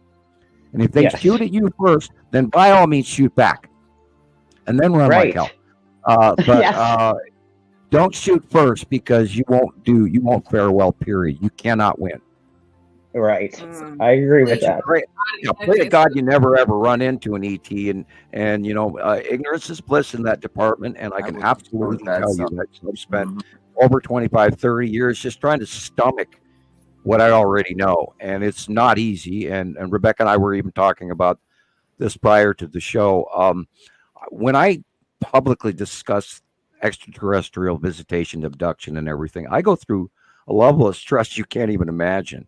And then I will spend the next 24 to 46 hours, or 48. That's even rounder. Where I got 46, I can't. But yeah. Oh, dimension. When I talk about it publicly, I go through the grinder for the next at least 24 hours, trying to go, "Oh, maybe I said too much. Oh, maybe I said too much." That makes total sense. Just pray you never meet one. Right. It's great if you catch one on camera, but close and personal is not something you want. Same with ghost. I don't want to deal with that either. I'd they're rather around not. you all day, every day. Right. Everybody. Yes, they are. Even at Walmart, even on the road, at Walgreens. There's ghosts walking around everywhere. Just the question is, if you take time to notice them. What I've gotten. I wish I could unnotice them. I can sense everything around us. Well, on average, most ghosts very fly freaky. If you see movement above your head and off in the corner of your eye, up toward the ceiling, you've just seen a ghost. Yeah. Fun. Yeah. They try to avoid flying amongst the furniture and that sort of thing, because some of that makes them uncomfortable. And if they actually pass through it, I think it's uncomfortable for them as much as it is for me, because I know when I would agree with that. I know when I walk through one, I know it. I immediately know it, because there's an electrical transference where I can actually feel myself being burned, if not cold. And we had a blob standing in the dining room, living room one time when the kids were little, and it was there for a long time. And I walked through it, and I noticed it immediately. It was very uncomfortable. I went, "Oh my God!" I walked through that. So I spun around and I stopped, and I stuck my hand back in it, and my hand was ice cold and tingly electrically. And then when I pulled my hand out, it hurt really bad. It was like I'd smacked the countertop way too hard, and it ached all the way up to mid-arm. And and then the girls were little at the time, and they went, "What are you doing, Daddy?" And I went, "Oh, I'm just putting my hand in a ghost." And of course, they came up and tried it, and they went, "Yeah, you're right." And because I've taught my children openly in the sciences, and I've tried to guide them with hopefully a competent openness about it, so that their skills will develop and not be shut down. Right. Does that make sense? Absolutely. Yeah, they don't have to be fearful. Right. Exactly. Yeah, and I've also taught them, if you get attention of a ghost in your house and that they see that you see them, they're going to want to stick around and pay more attention. Now, of course, then there's ones that are pissed off as well. Then that runs up into the spectrum of poltergeist and all that, where you have poltergeist activity. And that's a mad spirit if you're not paying attention to them, or they don't want you in what they assume is their house, which in some cases could be. But they always say, "Oh, an old lady died in this house," blah blah blah. But you have to remember that anybody, anywhere who died anywhere in the region, can be walking through, especially in hospitals. Hospitals are unbelievably haunted. Yes, they are. Yeah, and I've had some rather. I don't know how many ghosts I've seen walking around in hospitals. And I used to clean. I used to be a janitor for a period of time. And so I could work nights. I just changed jobs and was in between bartending jobs. So I took a job, and I had an event where I was at the stairway access from one building to another attached to the morgue area. And I had something scream at the bottom of that stairwell. And it was a completely unearthly scream, with the likes that I could never even humanly produce out of my own throat. And it was so unbelievably long and loud. And it took me about 2 months before I ever went back down that hallway. Right. I know that's right. I'll be like, can you clean over here for me, please? Because unfortunately, it was just, there was a stairway that you just had to literally walk down and make sure there was no garbage left in the corners or cigarette butts, or, of course, nobody smokes in buildings anymore. But garbage, a pop can or something somebody left behind, or if it is dirty and dusty, and then you just, you quick broom and dustpan. That's all stairs. So, and then went all the way up to the side of the hospital leading into the morgue area.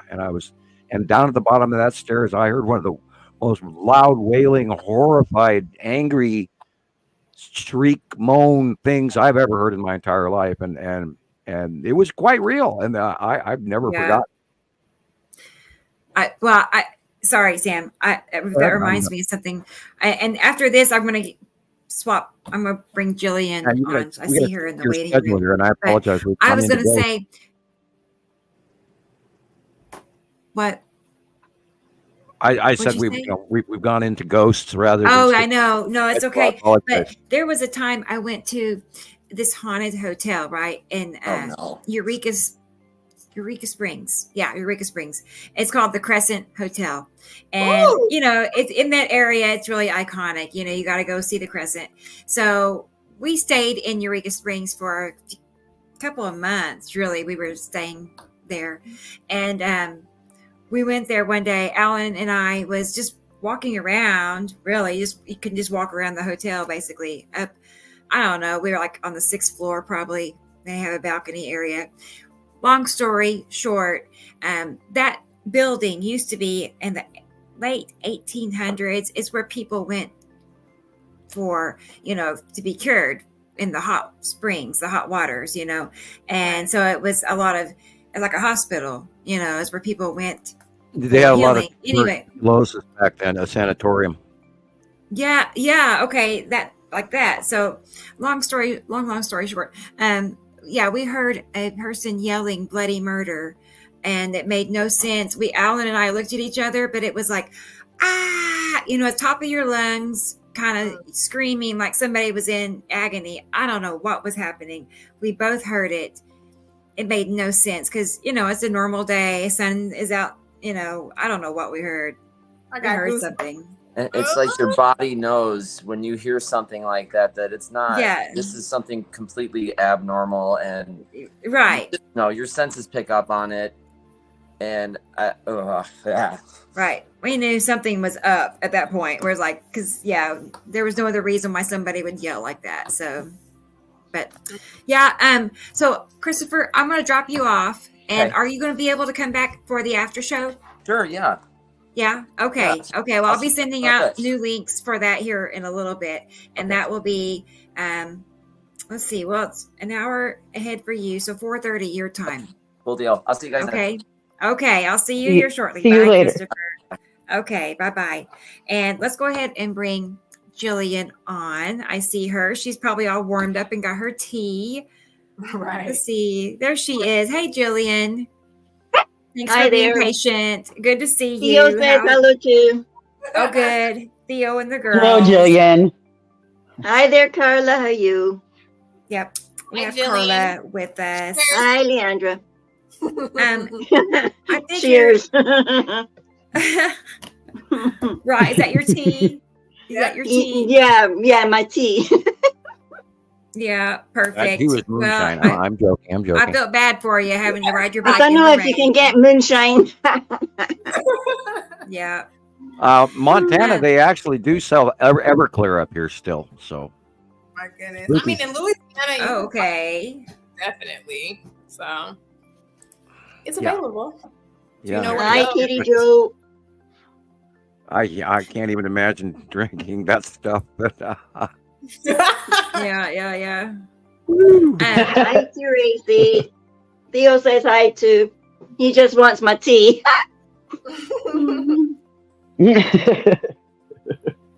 Yeah. So, Sam, let me ask you, would you like to talk about the weather right now? Would you yeah, want to well, go I over did, that? I did take a bunch of notes yesterday and this morning. Ladies and gentlemen, for your entertainment purposes only. Actually, that's a joke. There is a major winter storm that's about to hit, and it's going to start tonight up here in Montana. And on the earlier forecasts were including Missoula. They said 5 to 10 inches of snow for Missoula, but I believe it's actually going to move over onto the other side of the Rockies, maybe not necessarily affect us a bit. We may still get the 5 to 10 inches of snow, but we're getting what's known as an Alberta Clipper, and it's going to be coming in Sunday and Monday for a 3-day snowstorm from North Dakota, South Dakota, Minnesota. It's going to definitely hit your area, Carla. As a matter of fact, Yes. you have Yes, it is. warnings right now for your area. And it's starting tonight. It's going to dip down all the way into your area and mix in Oklahoma. And then it's going to push backwards up again into the Chicago area. And that's where the moisture is going to be added to the downsloping Atlantic Clipper. And it's basically like two storms smacking together in the middle. And that's going to be over the top of Iowa. Yes. Affect Chicago. It's going to affect Pennsylvania. It's going to affect New York State, Vermont, Maine, Massachusetts, etc. And that's going to be a major 3-day snowstorm event. So folks, be prepared because it's going to be very wet. And it's I'm not sure of the temperature variant drop. I don't think it's going to be a subarctic thing, but they are calling for upward of 70-mile-an-hour winds. So it's going to be a whopper. Yes. And it's going to affect Colorado. It's going to affect Kansas. It's going to affect Nebraska. You might even get some extent of that where you're going to see a lot of rain, Rebecca, in your area in Oklahoma. And I even went and looked at what Jillian's weather was today, and her weather is going to be kind of cold and rainy because you're getting Iceland, Greenland drop down. It's going the jet stream that's leaving the east coast of the United States is going over the face of Iceland and Greenland, and then down over on top of Scotland into the UK into Europe. And there's been some excruciating hailstorms around the planet in the last week. I was gonna say I have a good video we can share while you're going over things because here's some more. Speaking of hail, I'll turn it down. Sorry. There's been some excruciatingly violent. Look at the size of these balls. These are known as gorilla hail. And your car, bang, there's an example. Your car is not going to last. Gorilla hail. Yeah, this new term they're calling it. When it's apple size, they call that gorilla hail. Why gorilla? Cute little name, make it sound like... To make it seem like it doesn't harm anybody, I guess. Yeah, meanwhile, every one of these guys should be looking seriously for a parking garage. Look Holy at the size Toledo, of look those at that. damn hailstones.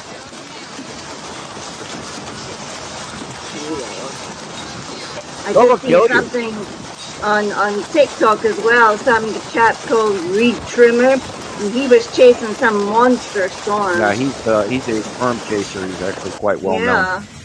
Is it Texas? I get his notifications. Yeah, that was last week in Texas. Oh, and actually that will be going on today as well in the South. Arkansas, Louisiana, Alabama. You have a great chance of this today and yesterday. I don't know if it did happen yesterday, but today and yesterday were the forecast for large hail. And there's going to be extreme storms coming everybody's way for the whole middle of the country, all the way up to Maine and New Hampshire by Sunday and Monday. So be prepared. You know, if you think about it and, you know, you got time off, I would take a very large, like even, you know, a futon mattress or something and put it on your car, or park your car in the garage if you have one, or a parking garage. And if you wish to avoid this hitting your car, I would think ahead, because this is coming. Because there's a lot of moisture coming up from the Gulf of Mexico, which is, of course, the jet stream thing with El Nino still going on. And then it's meeting that, what they're calling it, the Alberta Clipper. And this has happened all around the country for, well, all around the world for the last 2 weeks now. Major. Rain and wind was bad enough today, thank you. Yeah, major car window. I mean, the glass companies are having a field day right now, I promise you. I'll bet. They'll all be millionaires. Yeah, auto glass industry just skyrocketed. I wonder what the shares are like. That's mental. Yeah, supreme severe weather around the planet for the last couple of months. Ever since mid-February, we've been seeing unbelievable weather. Philippines flooded again. China flooded again. Saudi Arabia had a storm like that yesterday and the day before. So there's a lot of freak weather around the world, and of course, it is not making the news. Look at that thing. Yeah, this is a planetary close pass, ladies and gentlemen. Up above this is a planet. And in that mix is probably some asteroids. And this is what we keep warning everybody about, the 180-day cycle. And I went back, and Rebecca and I were talking about the show, about this before the show, excuse me. One video I looked up was tornado in Winchester/Union City, and that happened, I believe, on somewhere anywhere between the 14th and the 18th. I forget the date of the video. It's on YouTube, and I believe we're seeing snailfoot in that video. In case you want to look that up, but she's got a whole bunch more videos about all of these events. And these are not normal events. It's supposedly, you know, 1 in 100, 1 in 1,000 years. They keep saying. And yet they keep happening over and over around the world.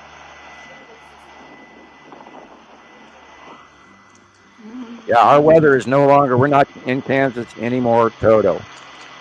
Well, Saudi Arabia, the one I was talking about just yesterday.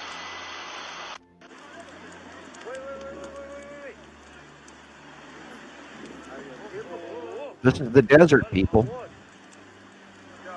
Not anymore. Yeah. And even in Google space pictures of the desert Southwest, Arizona included, there's areas of the Southwest desert that are green now for the first time in known history. So there's climate change right before our very eyes, good and bad. And this, of course, is going on in Iceland. The volcanic lava has slowed down, although the output, once it slowed down about 2 days ago, the first day it pumped out a major eruption, but then it slowed down, but it has not stopped. So they think this is actually going to grow it very large, and the lava is very liquid, and it is flowing towards the sea now. Listen, we're living in some prophetic times, but you got to understand that this doesn't just happen. Yeah, and I was talking about this with Maria the other day, how there's a whole new cluster of quakes going off on the subduction zone along the Canadian subduction area north of Vancouver. Would it be related? We had power outages along the Great Glen Fault in the last couple of days. It's entirely possible that, we are having the solar flares, and that will affect power grids. There are earthquakes directly attached to coronal openings, coronal holes, and there is one in front of these two major discharging coronal hotspots, 3615 and 3614. So, we could be going into a cycle where we're going to see a lot. And, like I said, there was 3 major earthquakes in Java, Indonesia yesterday. I got listings of 7.5. I think it was a 7.1, and then a 6.5 and a 5.5. And I don't know if that's changed or downgraded. I wrote this down. They usually do that. They downgrade them. So there's a lot of activity going on, and planetary push, planetary pull. We'll see what happens during this eclipse. We could see an event. I don't think we're gonna. I'm pretty sure we're not going to, but it might be worth, having a little extra bottled water in the house. Not that I agree with buying bottled water, unless you buy the 5-gallon jug that comes from Culligan, because that's less toxic plastic. Don't leave your water in the sun, because then it breaks down the plastic in the bottle, and then you're drinking a toxic, carcinogenic nightmare. Do not leave your bottled water in the car for long periods of time, because then it's not safe to drink. Water stores forever, but it's best in glass. It really is.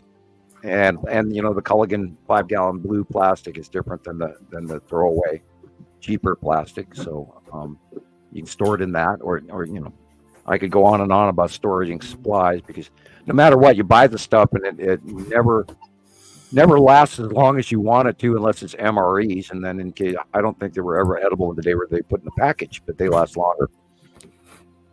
And I'm not going to try and sell those, but who knows where our site will go. I'm back. I heard all of that, Sam. Good. Lots of powdered pancakes and rice, man. Right. I picked up on that. I had quite a bit of stuff stored, and I'm like you. I mean, I've been storing for so long that some of it has gone bad. Yeah, I got to sort through everything and see where I'm at, because I got stuff under a staircase that I haven't seen in 5 years since we moved here. Still on the shelf, and I bought a box of Ritz cracker off the shelf, and I opened it, and it was like, God, these things must be 5 years old, because they're stale, and you can taste it when the oil, the vegetable oil breaks down in it, or whatever they're made of. Mm-hmm. Right. Well, okay. I thought we would look at some. Where did Carla go? Oh, here she is. Hey, Carla. I didn't see you were gone. I just got back myself. I should just tell you guys right now, we have a huge halo around the sun with asteroids and everything right over my building, and it keeps kicking me off. So I apologize. You're fine. I thought you were going to go show us. I thought, you want to go show us what you see? Hey, I can. Let's see if it's still there. Yeah, give me 1 second. Let me make sure it's still there. Well, even if it's not there, oh, sorry, Sam. I was just going to say, I'm sorry. I talked over you. Yeah, when Christoper shows us outside, I love that part. And I was actually looking into adding a service on it. Give me an extra camera ability where I could walk outside with an extra phone and show you my sky. I don't know, there's much to see, but it was an idea I had. Oh, hey, there she is. Good to see you, Carla. That's what Carla looks like. Sorry. Give me a minute. It won't let me show you guys. Let's see. Let me make you bigger. Will it let you flip your camera around? Is that working? Oh no! There you go. That's I saw right. a bit of the rainbow. We're looking at the parking lot now. Yeah. Oh, there you go. Yeah, to the left. turn around. There. Right there. It. Yes. Boom. Oh yeah, those little white blips are definitely asteroids. Look at they're that. stable, they're not moving. And when your camera moves, now of course the green blob is of course the lens flare. And there are that could easily be the big three, or could be little. Wait a minute. Just a minute. Are we seeing the little blips around the green asteroid? To the left there? We are. Wow. Yeah, look at those. This is crazy what's going on here. The green asteroid has little white illuminated blips around it, and we've never been able to determine what the hell they are, and that really looks like it. Although the green asteroid should be on the right, but maybe it's not. Because that did look like this does look like the little blips around the green asteroid. Which part, Sam? Which part? On the left there, you can see there's a circle there, and then there's little blips around. Actually, there's two circles there. Those little dots. Or they could be just smaller micro ones around the red asteroid, which would be over to the left by size. And it could be but there's a couple of major asteroids right there. Hey, Carla, what's over to the left a little? Or are they star destroyers? Yeah. You can see that. I am having a hard time seeing anything. Can't see. You're doing great. I mean, I can see a round object. Meanwhile, you're blind, because you looked up. I'm blind. You guys just look. Yeah, those. But yeah, it has been very busy. White ones. We could be looking at star destroyers around the Texas cube, because we know the Texas cube is on the left-hand side of the sun. And those little white blips could be the star destroyers very easily. Oh my gosh. I hate to go there and say that, but we've been citing them for so long. I apologize for stepping on you, Gillian. Oh, well, Gillian and I were trying to talk at the same time, and I'm apologizing to Gillian for talking Sorry. over top of her. I was trying to see. I thought I seen a little, like a white roundness there as well. Well, there's two straight lines coming to the left there, and they're about, I'm sitting here on a 43-inch screen, so they're 2 inches wide. And there's a straight line going there. So I think you have a halo being formed by an object that's cutting in from the left. And we know that I would agree with that. The Saturn's yellow moon is on the right, and you can literally see that as well. So it's entirely possible that we're looking at the red asteroid cutting in, creating the halo, or the Texas cube cutting in, because it is sort of kind of squarish too, right there, that shadow to the left. And there's two straight lines.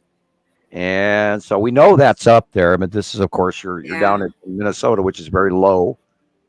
Yes. Level. You're only, a couple 100 feet off of sea level. So, and that upper area right there where to the right corner is right there. That is the Saturn's yellow moon right there. And you can see the little up to the right. Man, look at how the dragging marks are, coming from that direction, just like your drawing, Sam. Yeah, just and like the Saturn's yellow moon is huge right now.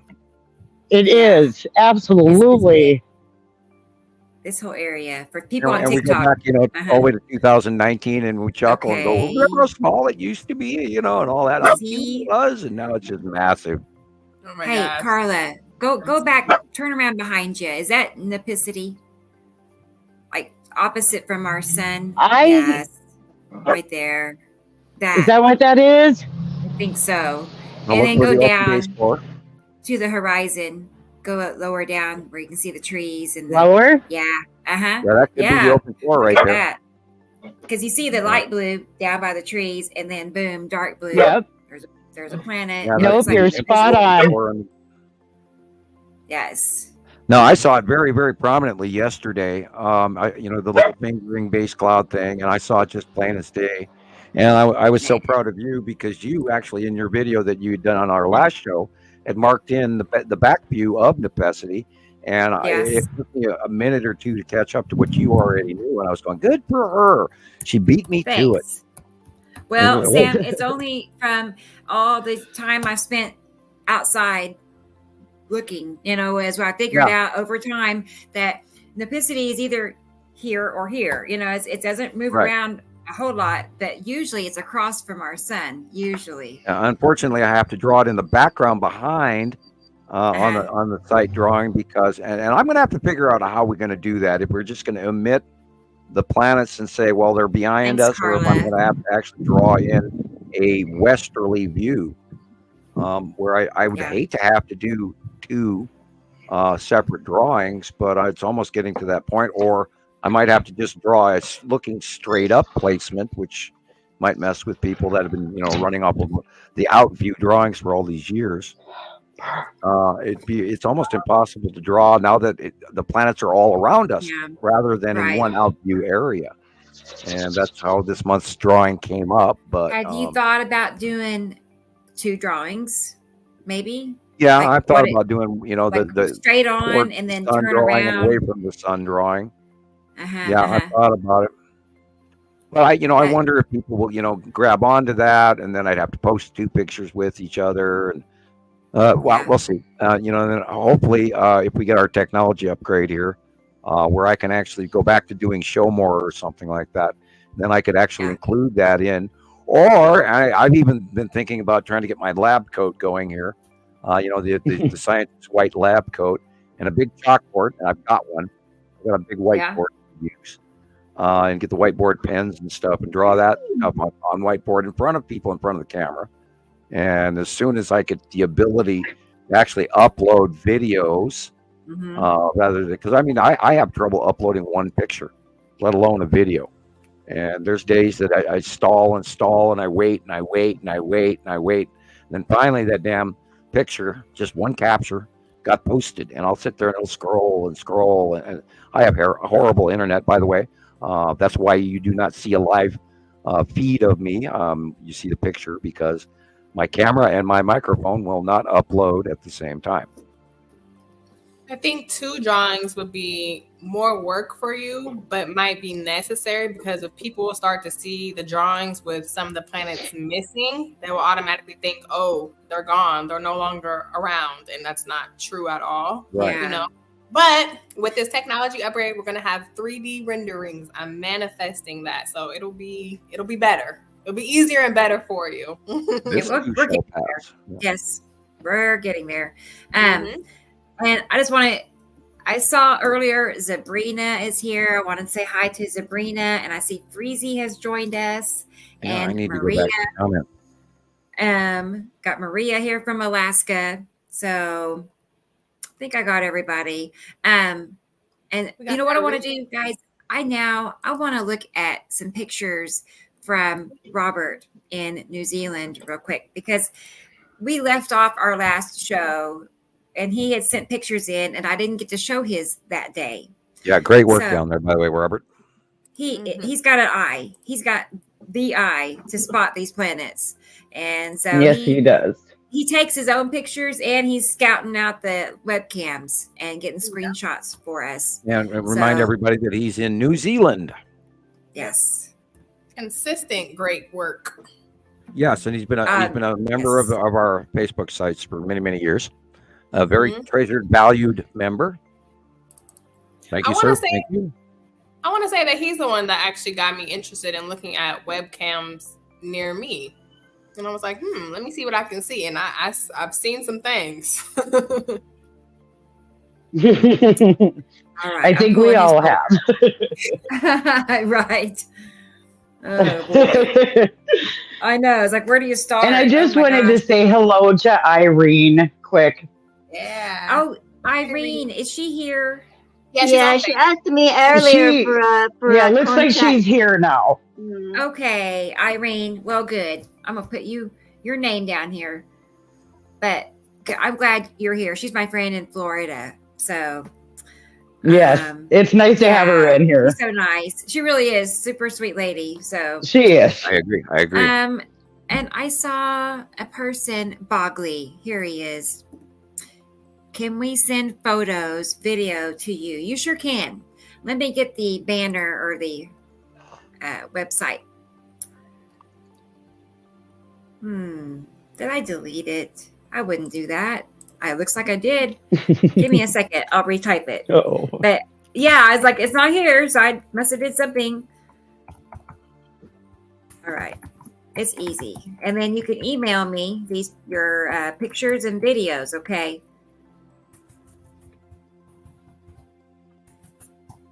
Okay. It's this. It's skypics for Sam at gmail.com, okay? So I'll check it here in just a few minutes. Keep an eye out for your post, your pictures. Now you got me curious, Bockley. I'm curious. Okay, so let's go back to Robert a second and his pictures. I can drop that down and then I can get back over here. Here we go. Look at that. This is New Zealand. It looks beautiful there, guys. I would love to go and visit.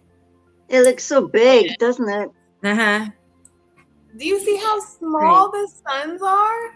Look, it's just like this much. It's so squeezed. Wow.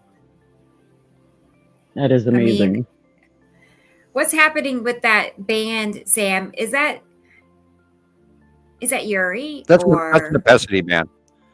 Yeah. Okay. Yeah, that's the Necessity Band. And that's been the norm around here lately. Oh, wow. Okay. Yeah. Wow. Really? Okay. Things are changing dramatically fast. And notice the axis tip. The axis tip is to the left. Right. Which tells us that it's moving to the left side of the sun. Because when it's on the right-hand side, there's a right axis tip. When it's directly over the top of the sun, it's horizontal and straight. When it moves over to the left-hand side of the sun, it gets a left-handed axis tip. And that's our out view. That makes sense. Okay. So is there a planet behind? Yeah, I believe that probably that bottom illumination, the very bright, the sun is shining on the bottom of another planet, and we should probably say that would probably be where Saru is. Remember, she has a very, very thick, very bright base cloud. Now, the base cloud is below the planet. It is actually the southern pole exterior atmosphere, and each individual planet has their own individual base cloud atmospheres, and that's how we can tell which planet is which, especially when they get this big. Now, years ago, they used to be a lot smaller, and it was much easier. We could tell by color and shape and location and size, and you could tell, oh, that's got to be Uri because it's huge, and oh, that's got to be Atu because it's right next to Uri and it's smaller, and there's the white moon. But we've learned the base clouds. We've learned all of this over the years, and it is such a huge, huge pity that all the new folks out there weren't along with us in the beginning of this ride, because then you guys would be experts as well by now. It has been, we're going on our 14th year. So, I wish everybody would have caught this. That is the side of Isetum. And we know that because of that curve right there, for starters. When you see a curve coming smaller clouds, those are not in our atmosphere. Those are exterior up in space. Right. Man. And Sam, space clouds. Yeah. I know you guys have brought this up numerous times, but it is amazing to me that people can drive down the road or go to a store, come out, get in their car, and not look up and see these things. Yeah, I don't know how. It is just shocking to me. Me neither. I cannot wrap my head around that one. Yeah. Every time I go to Walmart, I do the parking lot 360, and years ago, people would go, "What are you looking at?" And then I would tell them, and they'd, excuse themselves really quickly. But now nobody even comes up and approaches me anymore. I think a couple people maybe. I've cornered a couple in my time, but and they just go, "Oh, they roll their eyes and want to change the subject." And I got to get to the soccer pickup where my kids have a nice day, And they look at their watch and roll their eyes. And yeah, it just blows me away that people aren't interested in, and nor are they able to fathom the possibility. Well, how could these planets just sneak up on us, and then we wouldn't know about them because wouldn't NASA tell us? Like, no. NASA. Today I seen something as well. When I came out I was in between the houses doing the laundry run with the trolleys and stuff. And when I looked up, you could see the edge. It must have been of Uri, the edge of Uri. And this is what we're looking at all right the now. Gleaming rainbow clouds all to the right of it. Just rainbowing like crazy. I took pictures. I need to send them. Yeah, I'm thinking that Saru has been creeping up behind Uri and so close that we probably aren't even recognizing her yet. But this is the side of Uri on the upper left. You can see the dark area. You can see the stripes. Predominant. The stripes of Uri have repeatedly been the same year after year after year. And we've got to the point where we recognize that as well. There is a cut-in going here behind Uri, which is what's creating this halo. This is a light refraction halo. And we can tell it's not a sundog because it does not come below the horizon to the photographer. And there's a very large possibility either it's an asteroid cutting into, which it is very probable, but we could also have the side edge of Saru cutting into the out view. Because look how tiny that sun is. That is a normal sun. It also has the crisscross pattern of Uri that we see a lot. The stripes going this way. Yeah, the stripes going around the planet. And they're always the same. And we've gotten to the point where we recognize Uri so well. I mean, I can see it in my sleep. Yeah, same. I just can't help it. It seems to have been very predominant for a while now, Uri. Oh, and I have to apologize to all those people I was talking about in my sleep last night. Forgive me for interrupting your dreams. Oh, I was literally, I was clicking the pillow all night long again last night. And I was dreaming that I kept talking to everybody, like I do regularly anyway. And it was just like, I don't even think I shut off at all last night. I was clicking the pillow and, here's an example of this, and here's an add to, and here's the object cluster group, and here's, the green, all night long through my dreams. That's funny. Yeah. That's why I barely sleep anymore. Right. I guess I don't remember my dreams. It's frustrating because everybody has all these cool dreams, and I'm just sitting here like, I just sleep really good. I wake up and I'm, I sleep really good. That's good. Lucky you. I don't have dreams though. It's like, why not? Yeah. I don't know. I was doing my homework. I think it's very normal to have bad dreams in the times we are living right now. Yes. I have them all the time. I just wanted to make sure people knew. I was looking at this picture and I saw how the halo was interrupted at like the 10 o'clock area of the sun. How the halo stops and then it starts back up again. I can see this big old blue curve that's cutting into that little part of the halo. It's probably Atu, maybe, because it's higher up. It doesn't look like Uri. On this shot, Atu would be over the top of us still. Okay, well, there's something. And to me, it looks like Uri. It could be Uri. Yeah, from my angle, it looks like Uri. Yeah. Uri is in the upper left corner. Period. And you can see the stripes and everything. And of course, I'm looking on a 43-inch screen, so 42, 43, whatever it is. Yeah, that helps. I'm going to make a comparison with this one. That's good, Robert. Okay, we'll move on. That is amazing. That. Yeah. Oh, this is easy. This is, and look how gray it is. And God, I can't say this enough to everybody. The light is completely wrong on the planet, everybody. If you can't tell that looking at this picture alone, that is the sun is to our left behind us, and we are looking at the bottom of purple Atu and Atu's moon. Yep. Yeah. Absolutely. And we have seen this shape for over a decade. Those clouds, that V shape is very much Atu and its moon. Yeah. And the purple. You can't argue with that purple planet. And what's really, really weird is look how gray and unlit the rest of everything is. There is not enough light And this might be part of what's coming in with that eclipse. I mean, and this could be they know it's going to be a biggie, and how many people are going to freak out, and what are we going to see when the sun is blocked and the other planets around us are all illuminated? And will people freak out? And could you imagine if they actually did come out with this information and they'd say, "Oh shit, people, there's 7 planets around us," and we sometimes say 8, but the 8th one, of course, is behind, holding the 2 stars, and it shouldn't be considered a planet, but it is, Nibiru. But yeah, could you imagine if everybody just all of a sudden realized that, boom, we're right in the middle of all these planets and there's people on them? What kind of possible freak out for the people who do jump off the extreme edge on a lot of topics so easily? It kind of just reinforces why they're not telling us.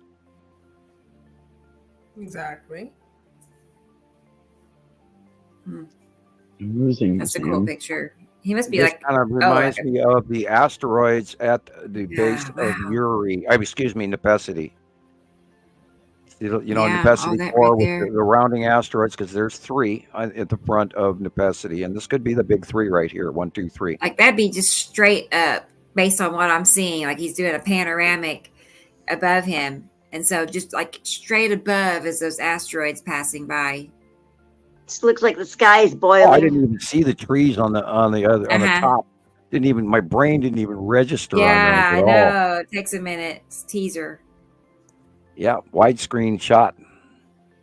Pretty cool. Yeah, and over time, your brain will, start to look at things in different ways. You'll learn, and we talk about this all the time. Look at the dark areas in the picture first. Don't look at the light areas, and you will see so much more. Cool. Oh my gosh. Oh wow. Yeah, there's Nepesity base cloud again. The light and blue areas on the left are those asteroids again at the edge that come around on the side of Uri. And I've got drawings going back years on this exact little fingering around the base cloud and the cutoff illumination of the sun, because look how large that illumination is.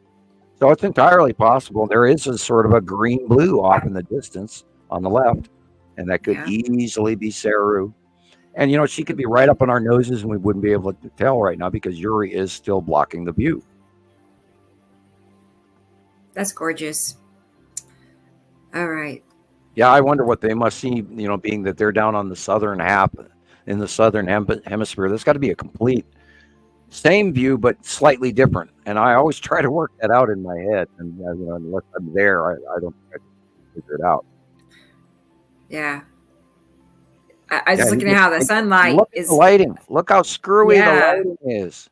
It's dark looking. Yeah, and I was watching a film, and I'm trying to think of who it was. One of the normal YouTube films that I follow, and they went back. Oh yeah, it was Martin Dulard, and he lives in an Italian Alps rock house, and he's rebuilding it. I watch him every Sunday. He puts out a new video, and he went back in a storyline, and he reshowed some film from last year, and you could directly see that the light was completely screwy wrong, and that was back when it was gray. Everything was gray, and I still think we've got a lot of that going on right now. So be aware of the amount of light in your shots. Look around at the shadowing. I mean, there's a reflection in the water. If you look over on the left-hand side of a planet face with stripes on the water, and it's kind of purple, but that would be where Uri is, right there, and it shows on the water. That's that shadow. And if you dissect these pictures well enough, you will learn to see these planets. And there's so many. Look at the green blue. Oh my God, are we seeing Saru? Right. That's green blue. That before. Yeah. And like I said, she could be right here creeping up on us faster than we know it because Uri's been in the way. And this is the first example of this green blue I have seen this strongly. It's not Nepesity green. This is Saru green blue. Well, so would that gold in there as well? Atu in front of it, the purple clip in the top corner? No, that would be Uri still, because Atu is directly over the top of us right now, and it is barely going in our front view. It's mostly over the top of us right now, and that's what I believe partially what some of this 180-day freak storm and major hail is coming from is Snailfoot and Nepenthe rain bomb, or as what the government would call a bomb cyclone. But then now they're attributing bomb cyclone to these rotational hurricanes, which are in the northern hemisphere that actually do come on land and continue on land and stay stable on land, which they never ever used to do before.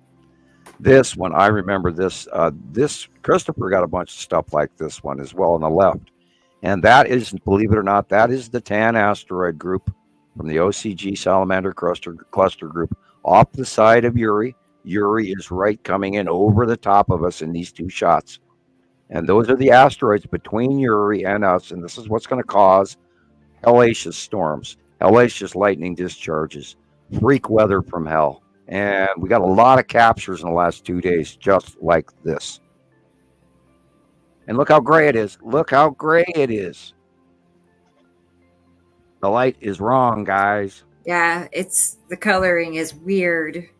Really strange. And again, I always look at pictures like that, and I think about how we never saw anything like this 20 years ago. You think back when you're a younger person, and I'm like, never, ever, ever have I saw a sky like that. So or the height of these things. We would see storms come in, and you'd see them up, halfway up the sky. And then maybe the stuff over the top of you. But if you look at these pictures, they go way, way, way, way up in the sky. And these are passing planets with asteroids underneath them. And we've seen them for so many years get bigger and bigger and bigger. And you guys out there, you new folks, you sky watchers, you citizen scientists, you got to learn this, because this is a freak event. We've never, ever seen anything like this, ever. Except for the last 14 years. Mm-hmm. Oh, boy. Okay. Hi, Audrey. I just now saw that Audrey is joining us. So she got home from a wedding, looks like. So make sure you got all I the didn't background miss information, anybody. don't you? I'm learning as I go along where everybody is, what they're doing, and I try to keep people straight and remember where they live alone. I feel happy that I remember where they live. Exactly. Hello, Long Box Cube. How are you today? Is that what that is? That's the Long Box Cube. Man, that's cool. That's amazing. It is. That's the perfect angle and everything. I love that picture we had last week, where you could actually see the infrastructure and the pylons of the construction of the thing, and you can kind of see it here too. That kind of looks like that parking garage picture, right? With the little flying box parking garage. Yeah, it does.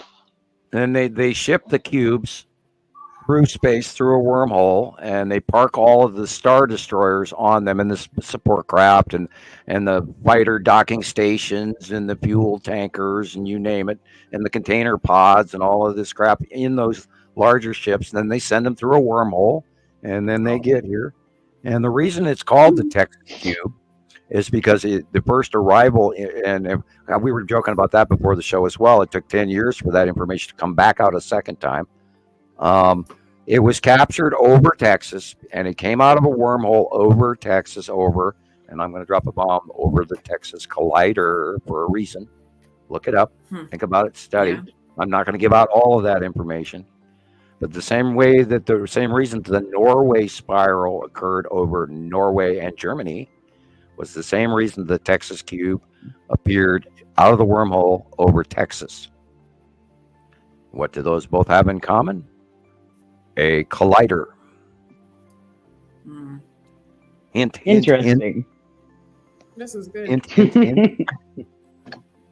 It's also why the Hadron Collider's experiments are failing, and they don't know why, or at least they're not admitting the public why. Yeah. Okay, so are you playing saying with Pandora's box on that one, in my opinion? Okay, so I you're would saying agree. CERN is like opening portals? Is that what you're saying? Right. Well, markers. Yes, they are. But to have a Stargate, they you are. have to have the seventh marker, and in order to have a seventh marker, you have to have a connection to where your destination is. Absolutely. And in order to have a thread link It's through like Stargate. from one galaxy to another, you need that marker. Yes. You have Man, the okay. destination, your coordinates to where you're going and where you're coming from. Absolutely. And all you have to do is go watch the movie Stargate. Right. That's a Okay, really Stargate. Excellent movie. All right. It is. Yeah, the Write series it down. SGI was Stargate SGI was a really good series as well. I actually wish I had that on video. I missed a lot of those. I didn't have cable, so I missed a lot of programs. And again, this is an easy one. This is the sun is setting. Wow. Well, this That's is incredible. Moon. And then that connection line, that's weird. Man. That bottom connection line. Wow. That is strange. Clouds going on there on the left lower. But I believe A this lot is of the debris. Texas moon. Yeah. That could be the Texas cube dropping in orbit, but that doesn't make any sense. No, it doesn't. But we have seen a lot of pictures where it was really close, and then last week we did see a whole bunch of captures of the long box cube being much closer to Earth than it had been as well. So maybe they're moving around, and maybe they're going, "Hello, do you see me yet? Do you see me? I'm over here." Who knows? Who knows what's going on? I wish I had a more connective way to tell you facts. Other than we have sightings. Not that I'm asking for visitation to get that information. They can mail me a letter, send me an email. Yeah, I don't need the emissary to drop by the house and walk in the room and go, "Well, I'm here to tell you what's going on." That'd be great on one hand, but Are you sure? if you're gonna, well, all I ask is if you are going to visit me, try knocking on the door for once, and can I actually look at you rather than being cloaked? And whatever slammed me face first to the keyboard about 3 or 4 or 5 years ago was not cool, and I don't agree with it for a second. And it was pretty bloody, and it was scary, and it's a nightmare, and it really stole my level of tranquility, knowing that they don't need doors.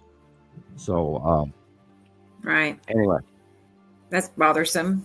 I don't want to see them walking through my window. Right. Or and getting, wall. and I saw my arm depress where whatever or whoever grabbed me from behind.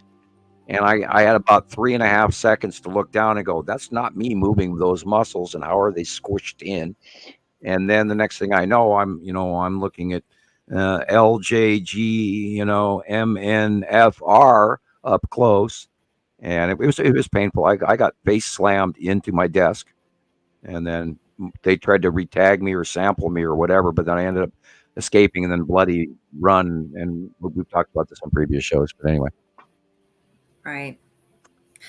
No good. Yeah, not fun. For if you're gonna talk to me face to face, yeah, we can have a nice debate, no problem. But just don't sneak up on me anymore, please. That's a fair request. I hope they listen. Yeah, and you can you can smell them, and you can feel their electric air, and you can feel the air move, and not fun. And what was amazing was when whatever grabbed me, I couldn't see anything grabbing me, except you could see the depression of my skin. And I actually had to move my hand and go, "That's not me. I'm not doing that." I'm not having some sort of a weird cramp where my muscles are inserted and freaking out and cramping out or anything like that. Because I actually moved my hand and went, "No, that's not me." And then the next thing I know, I'm kissing keyboard. Very scary. Look at that. This is a nighttime shot. That's amazing. Look at the curvature. Look at that thing. Yeah, boys and girls, we have nighttime sightings of very large planetary objects, and this might be extraterrestrial. Sure looks like it. This kind of looks like the long box cube with stuff.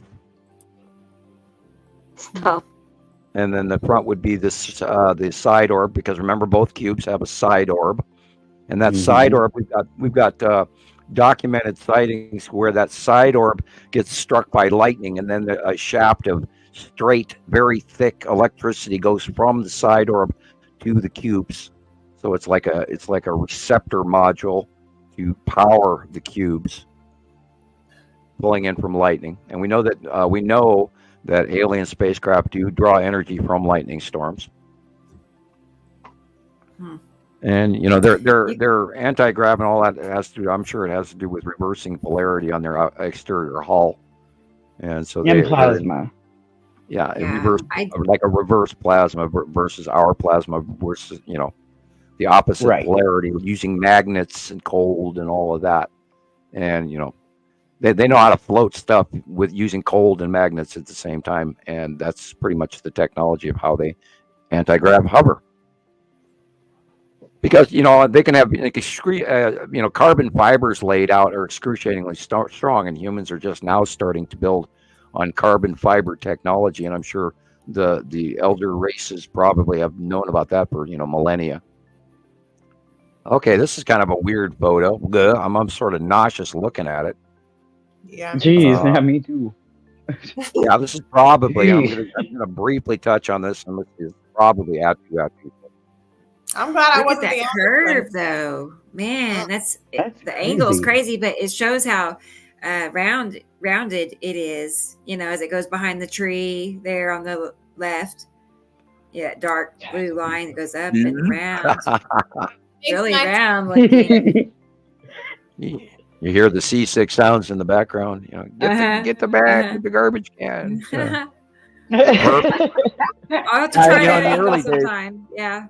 In the early days, we had so many people that they'd start filming, and then they'd look over at the right, and then they'd swing it really fast over to the left, and then they'd look up, and please watch my video. And about the third or fourth one of those things, I'm seasick, grabbing hold of the desk, trying to stay in my chair, for future reference, everybody, and slowly, please, so we don't get sick watching your video. I was gonna say, speaking of painting, okay, I am guilty of that myself.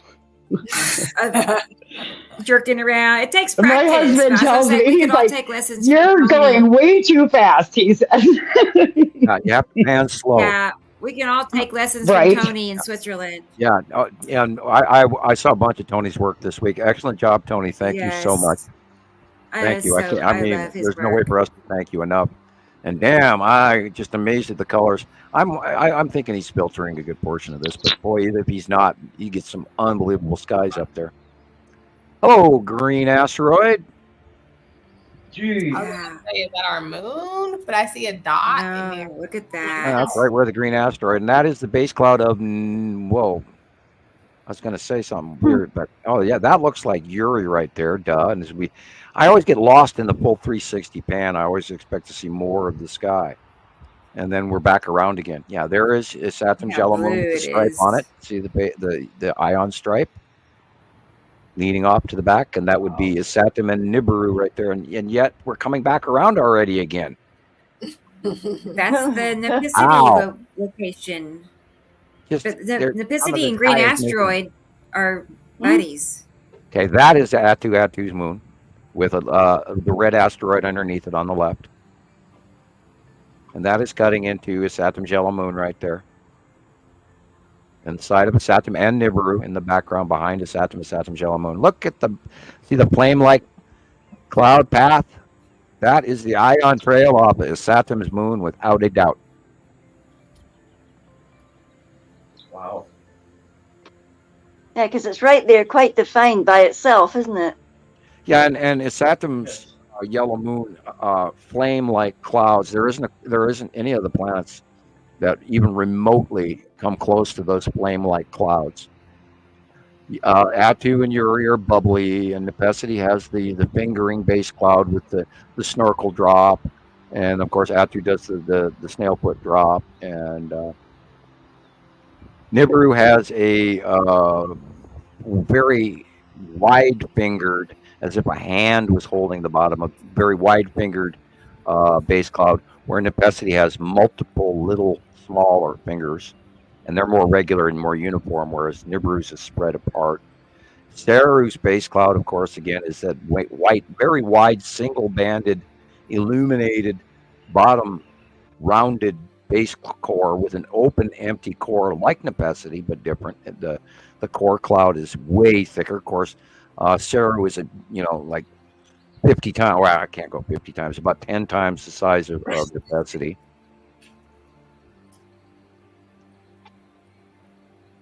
Yeah, Tony does some really good work. Is this still his work? It is. Yeah. Yeah. It's so beautiful there too. I want to be there. I know. How did I get born in Oklahoma? I don't know. Yeah, those mountains that's probably a portion of the Alps, and as you can see, the sharper edges, and then it's uplift. Right.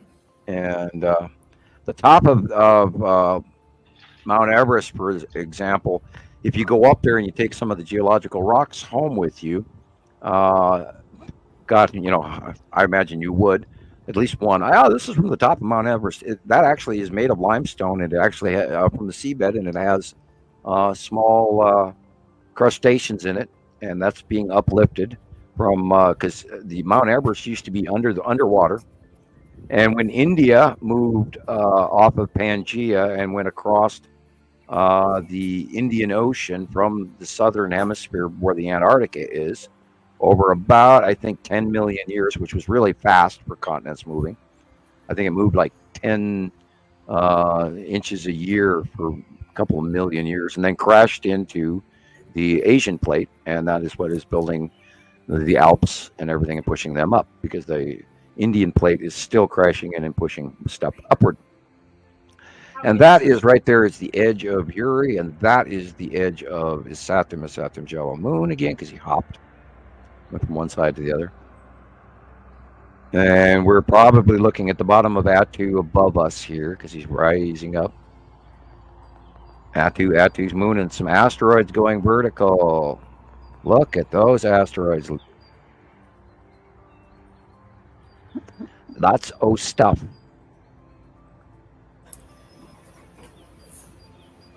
And a few normal clouds. What do you know? Real normal clouds. We don't see those often. They exist. Yeah, there's Attu's moon directly above us.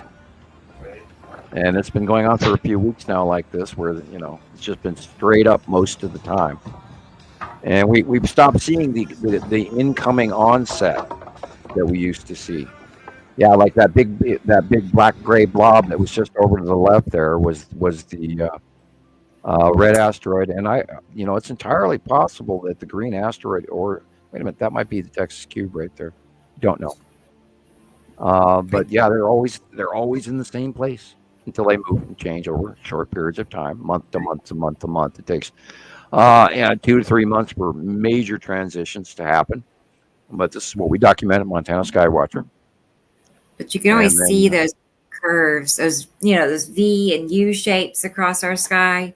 That they give themselves away right there, that big old U shape. Yeah, and eventually, after you see it enough, experimental going, Attu's moon, you're right. After you see it long enough, before you know it, you're all of a sudden you've learned it, and you go, oh, I know what that is, and that's Attu's moon, and you go, wow, I know what I'm talking about, and it's a great thing, and I'm sure the run into that as well. And Carla, did you ever run into that when you finally started realizing what you were looking at? Yes, I did. I would get so excited like a little child. I'm like, oh, I know what that is now.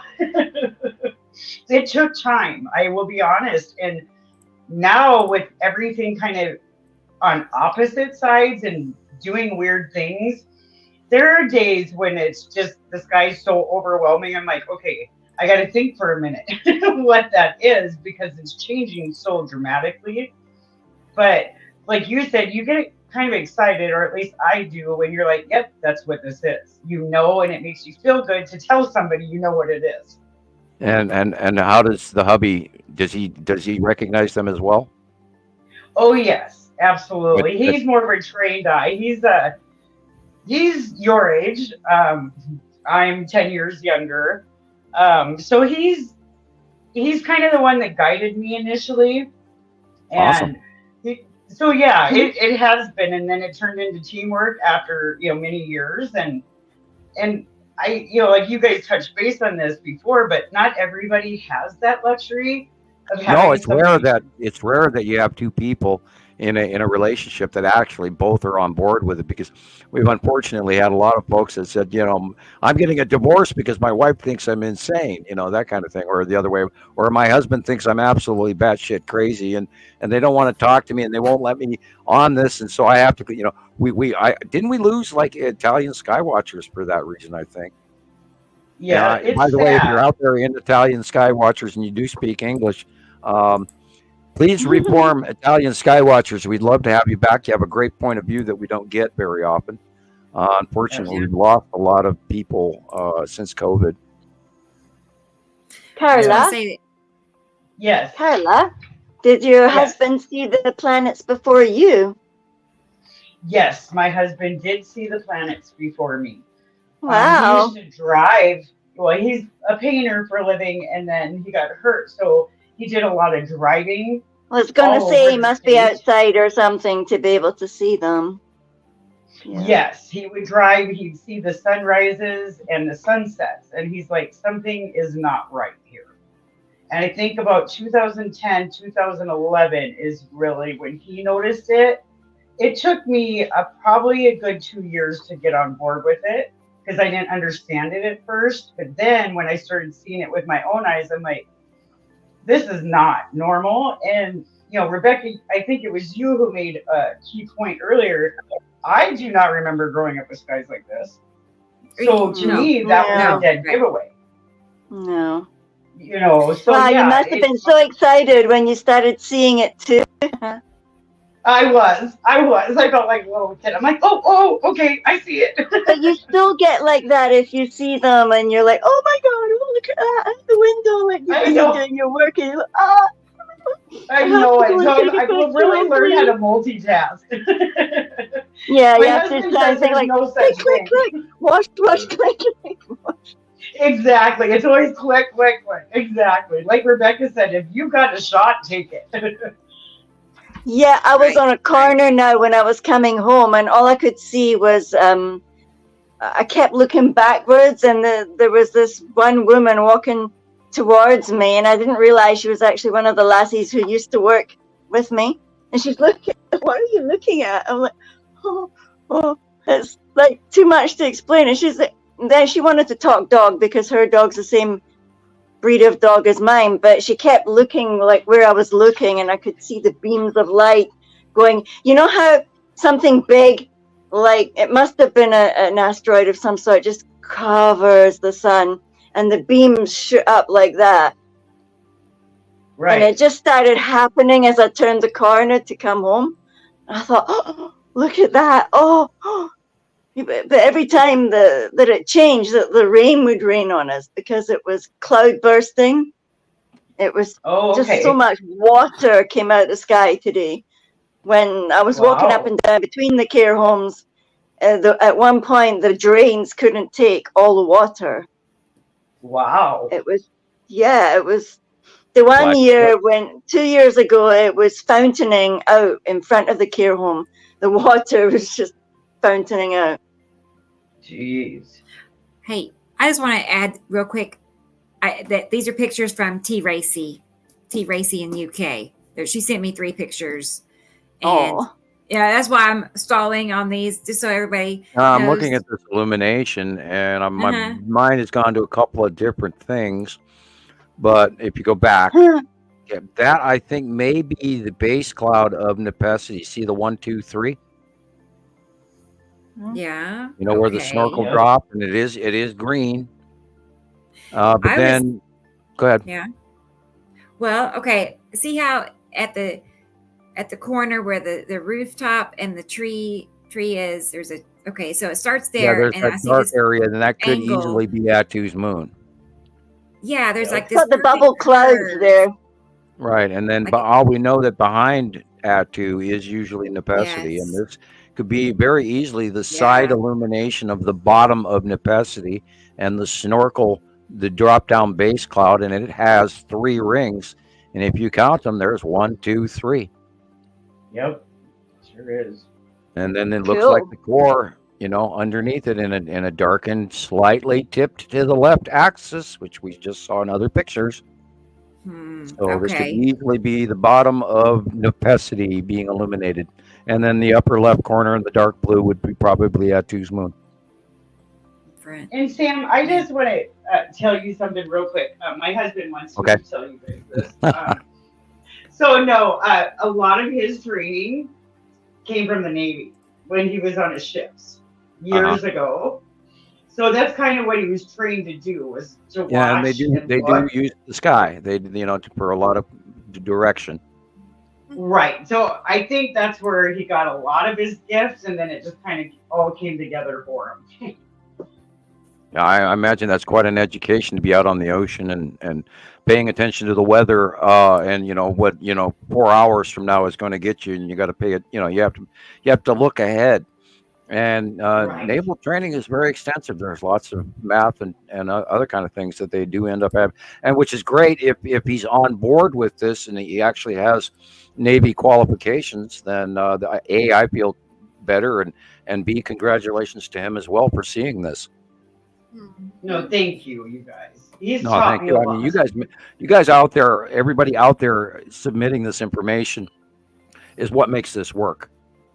And we're not just some group of people trying to sit, across the coffee table and talk about whether or not the Danish has got cherry filling or raspberry and all of that. And we're not this, YouTube side group that wants to, and I do love the guys that like the Irish folk on the Tri channel. I recommend you go there. They're wonderful folk. But we're not one of those shows where we are scientists. We are people that are gathering this information because we have taken the time to see that this is a real event. Absolutely. And your drawings are just amazing. They're so spot on. Please do tell me how amazing I am. Please tell me how amazing I am. Well, actually, I try not to brag, but and we've talked about this behind the scenes, is that we do need to promote the accuracy ratio, and Carla, I'll let you go from there. I'm sorry. I was gonna say, give me a second, and I'll come back to this picture in a moment. We'll come back to that. Okay. Oh, wait. But I'm adding another comparison that Leighandra sent me. So it's perfect. So let me add this, and we'll look at some comparisons as we go. Because did you make that, Leighandra? Yeah, as soon as I saw it earlier, I was like, wait a minute. Okay. Yeah, I see it too. Now that you point that out. Here, let's pull them up so we can all look at it. Because, here lately, the last few days, I've made several that are just really good. Yep. So this is from Robert's string of pictures and videos earlier. I was like, it's loading. That is too spot on. Let's see. Sorry, it's processing. Okay, here we go. Ding, ding, ding. Look at that. Just look. I mean, the angle is like identical. You can't make up those details. Like, do you guys see those little lines? Do you see it? Do you see the point? Right. And that was what Sam called a docking station. Right, fighter craft docking station. And I actually saw this by eye. That's the drawing on the bottom. I went that day. It was in 2019, and it was I believe April something. And that was when they came out of hiding. They were hiding in front of the sun prior, and then they parked where they are still. The Texas Cube went over to the left, and the Long Box Cube went over to the right. And when they moved, I was watching them in town in Missoula. And then we drove out to our house after the girls had come back from the dentist. And then I went, oh, God, it's still up there. So I sat outside for 2 hours, and I watched this thing offload. Now, that's different than this. But that's what I was hoping space for. Tube. We've had many, many sightings of the space tube. Yeah, I was going to get this one from JD. That's what I meant to show you guys. That little blurb. Yeah, go back if you can. Alien craft docking station. And I saw it by eye, and I immediately went in the house and drew it.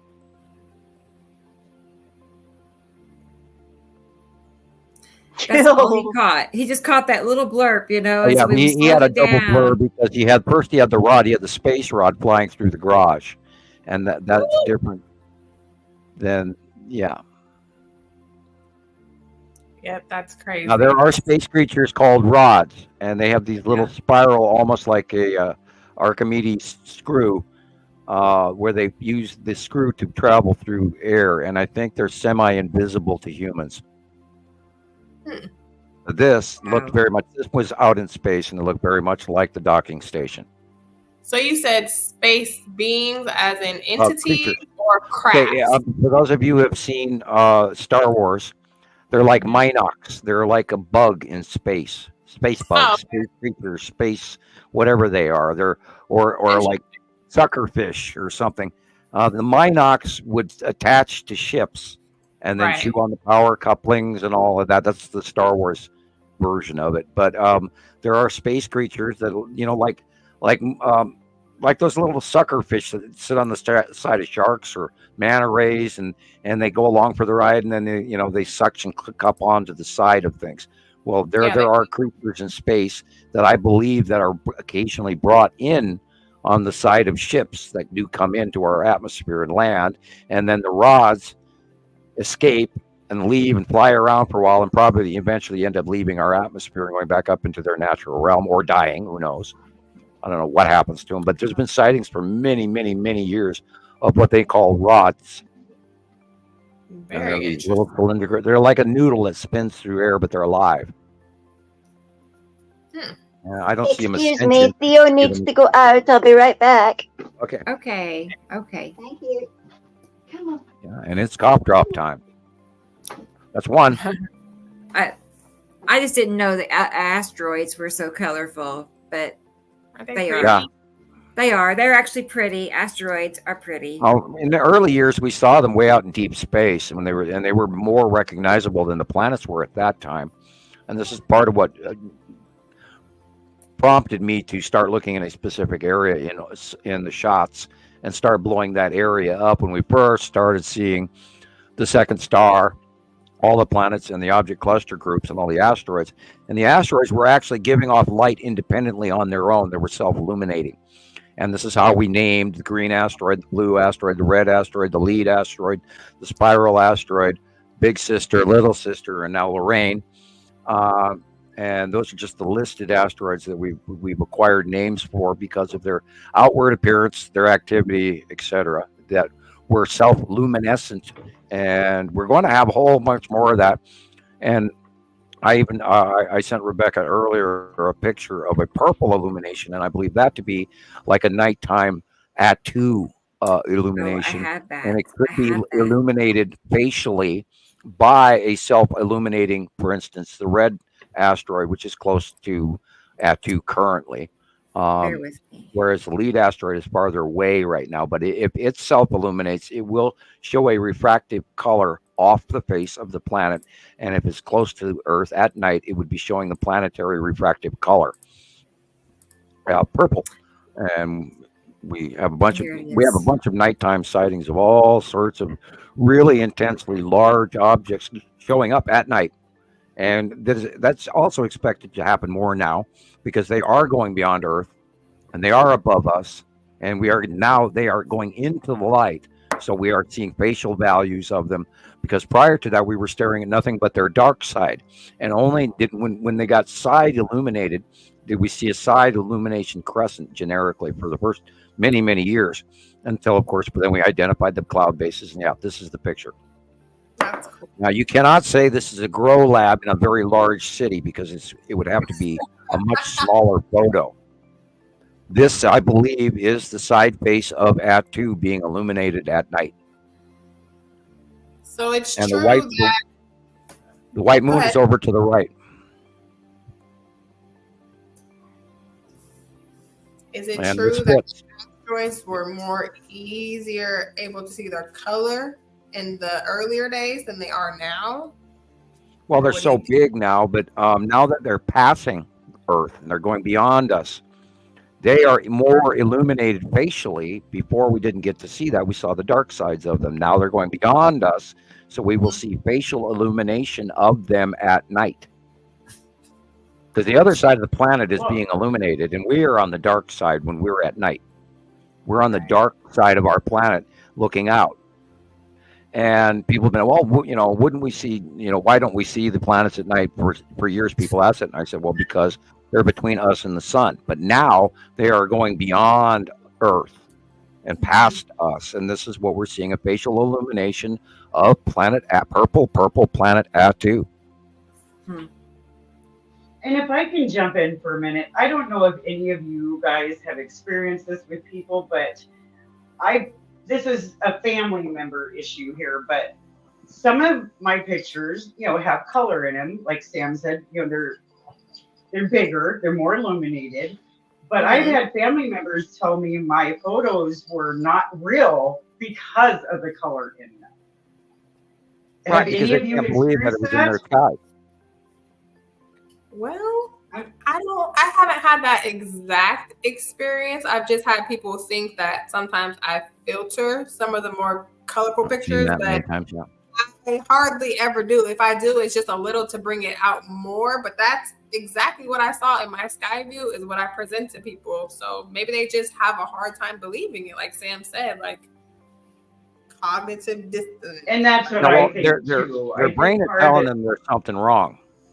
Yeah. Right. How could it be? I didn't see it for myself. I've never seen anything like that. So how could this be? How did she capture that? Right. Mm-hmm. Yeah, and I've gotten that a lot. I think they just don't want to accept it. Mm-hmm. Because you try to talk to them about it, you try to show them pictures, and they're like, oh, that's just not possible. Well, it is possible.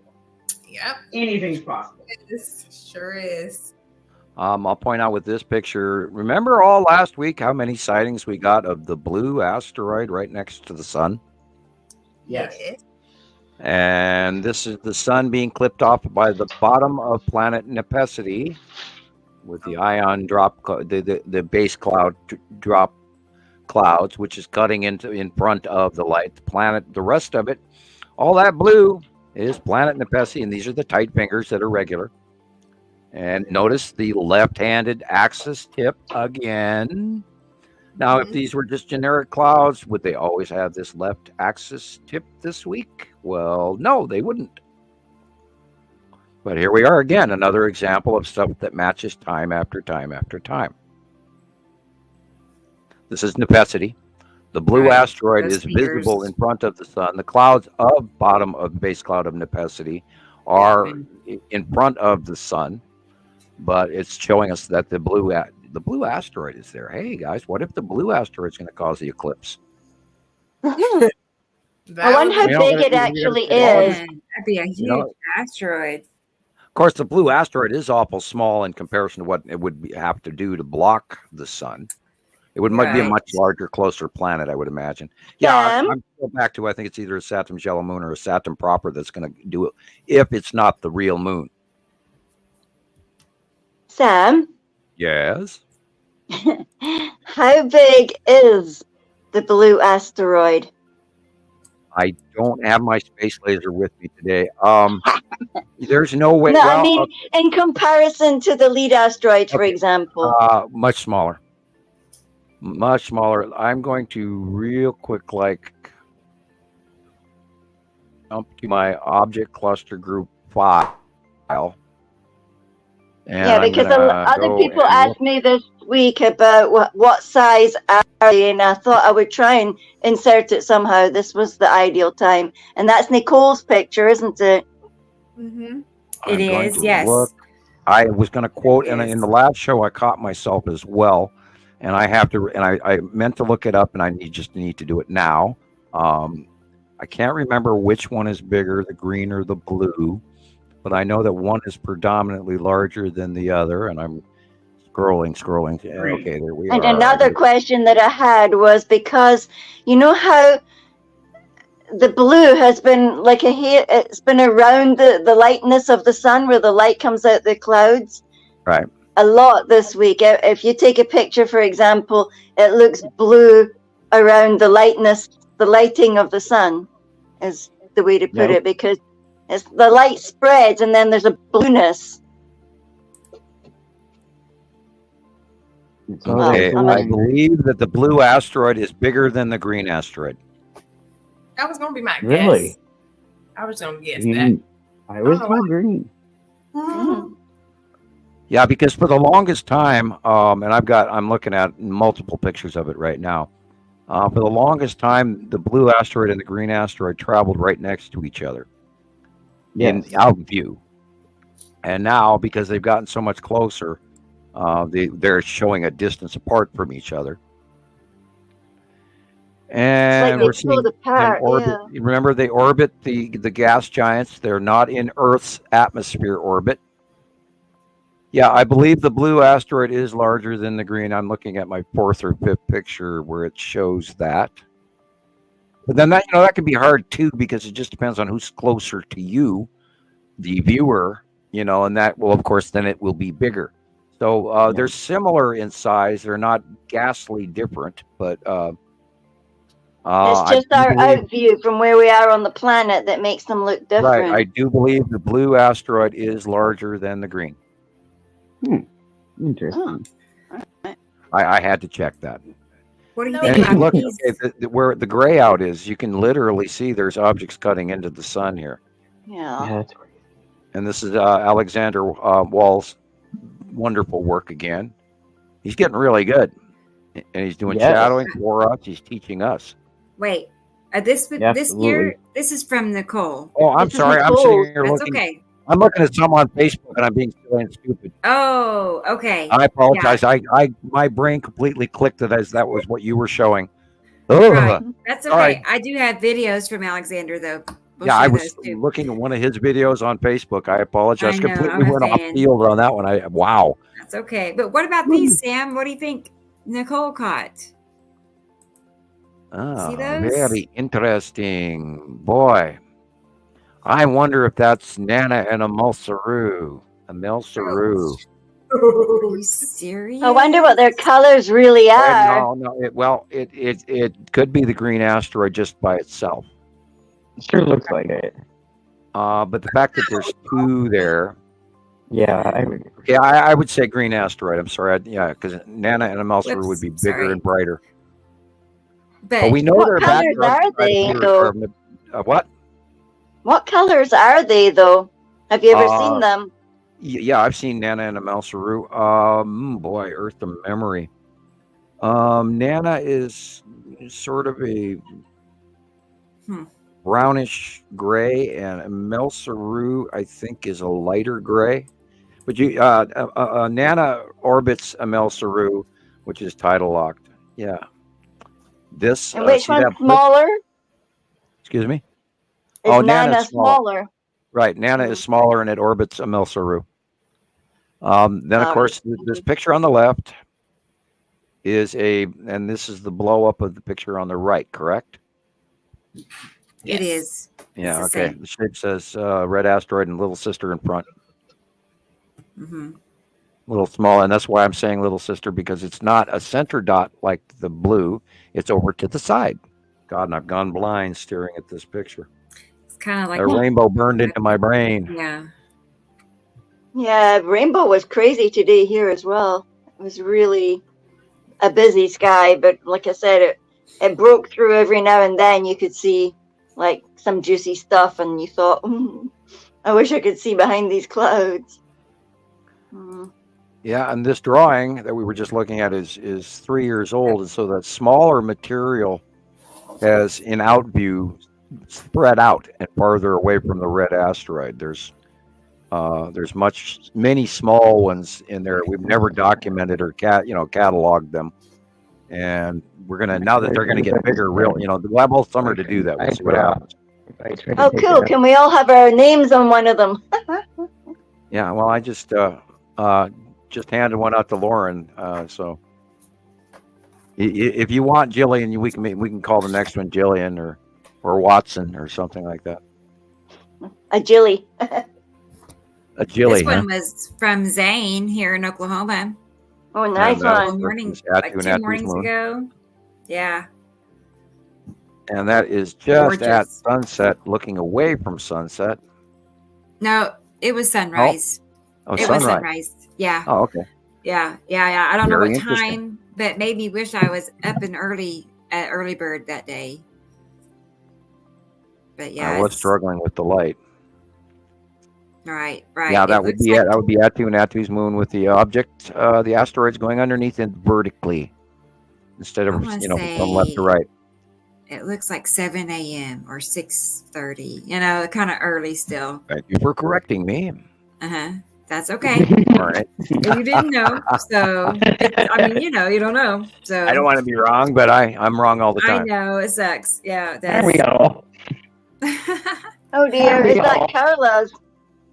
Yeah, Carla, you are patching out really bad.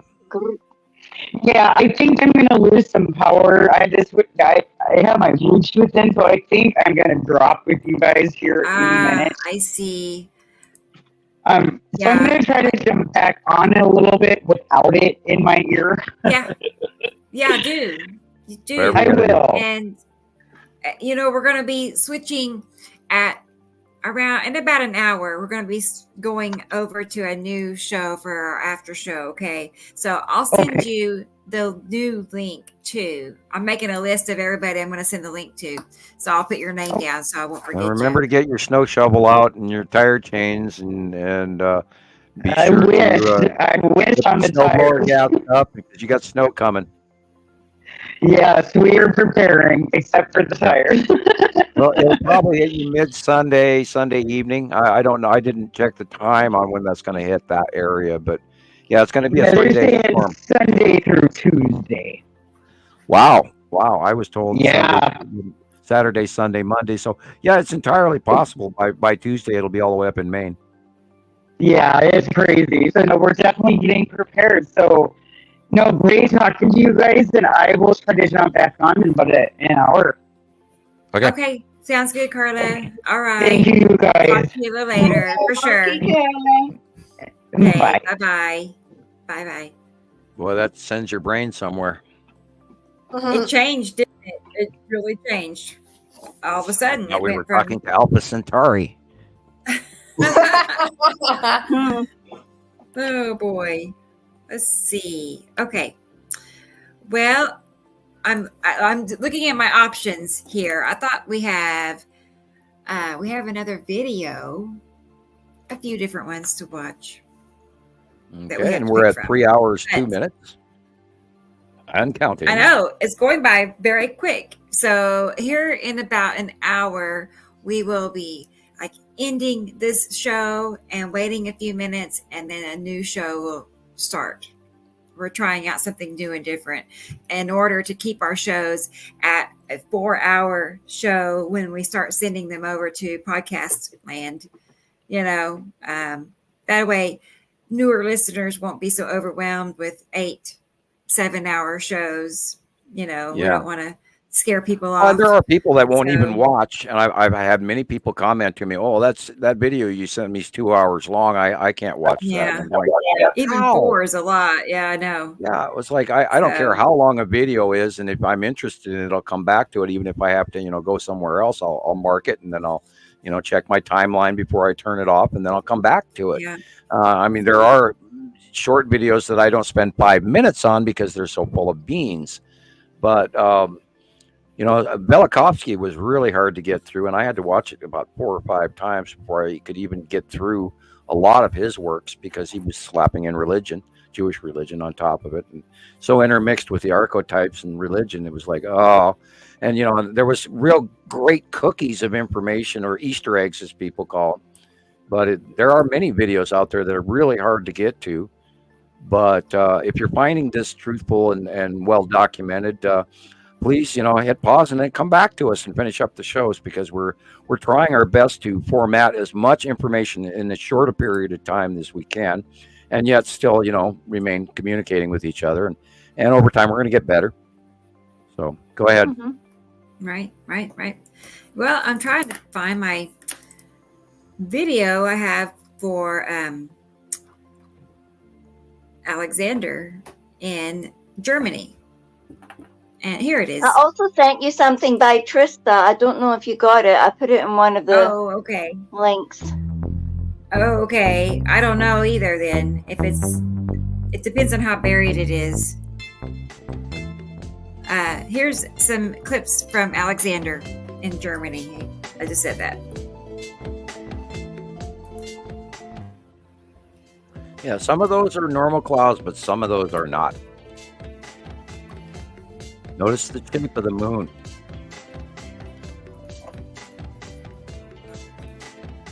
There is stuff flying up there, guys, and it's damn close. And we've got video footage going back from the International Space Station, where I'm amazed that they ever filmed it and actually released it, because we could see clouds and wave after wave after wave of debris and huge objects and stuff. And this is why I'm, telling people, go outside at night and look for these odd illuminations and do film them, because something is right there cutting off the bottom half of the moon. And this is what my skies look like today. All white, can't see nothing. But we got that storm coming in from Canada right now. And I'm praying that we don't damage the trees by refreezing again and getting snow on top of everything, because that'll harm fruit production and the such. I'm hoping that it does go on the other side of the Rockies. And remember, there's two parts of Montana. There's western Montana and then eastern Montana. And we have the Rockies in the middle, or actually not on the middle, on 1/3 over.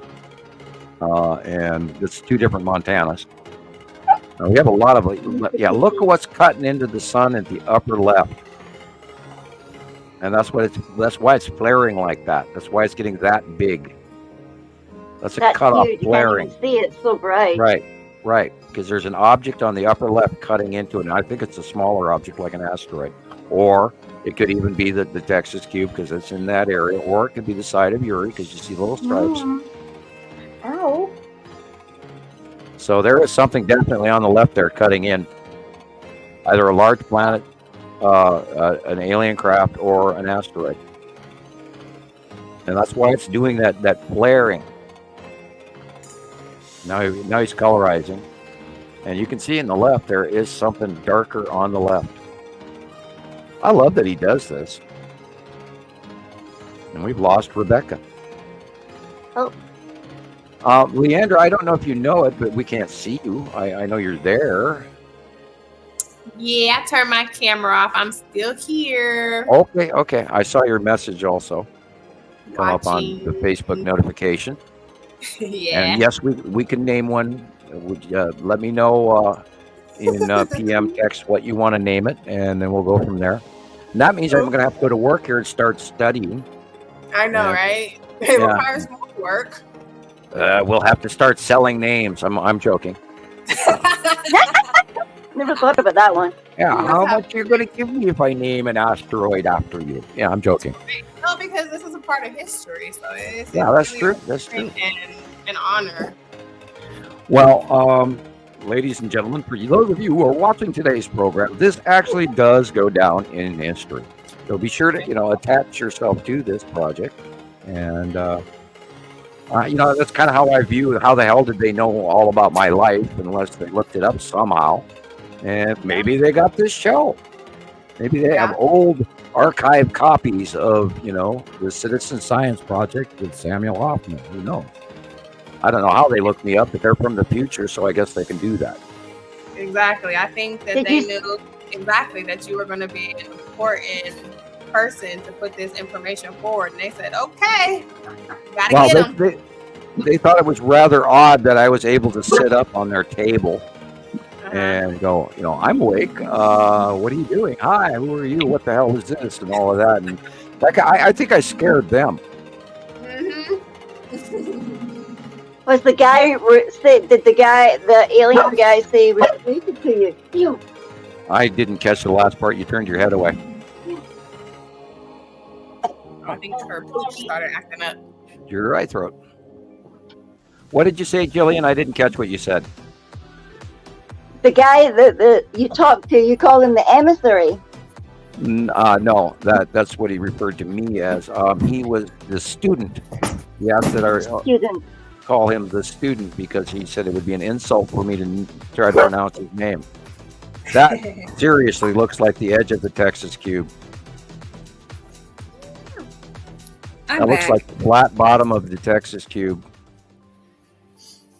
Now all we have to do is look for a side orb so we can authenticate it. Is it at the bottom of that? Usually it's in front of or to the right of. Okay. See how that darkness on the right there. See how dark the box in the left to the left of the sun is? And that looks like a Star Destroyer right there to the right. Little triangle. All the other little triangle ships. Yeah. Yeah, he's zooming in right there. That looks like the Texas. See that dark shadowing? I bet you that's the Texas cube right there. That is strange. That whole picture is strange. I mean, what's this busy stuff on the right here? Well, we know that's where the long box cube is, and it's in the clouds, and we also know that's where Saturn's yellow moon is, and how many Star Destroyers are right in there, and that's what he's filming for. He is checking to see if he can find Star Destroyers, because he knows they're up there. Mm-hmm. This man is informed, been following our work. There's a lot of stuff in there. There's so much in there, you can almost That could be spend the long hours box looking cube at it. right there, very easily.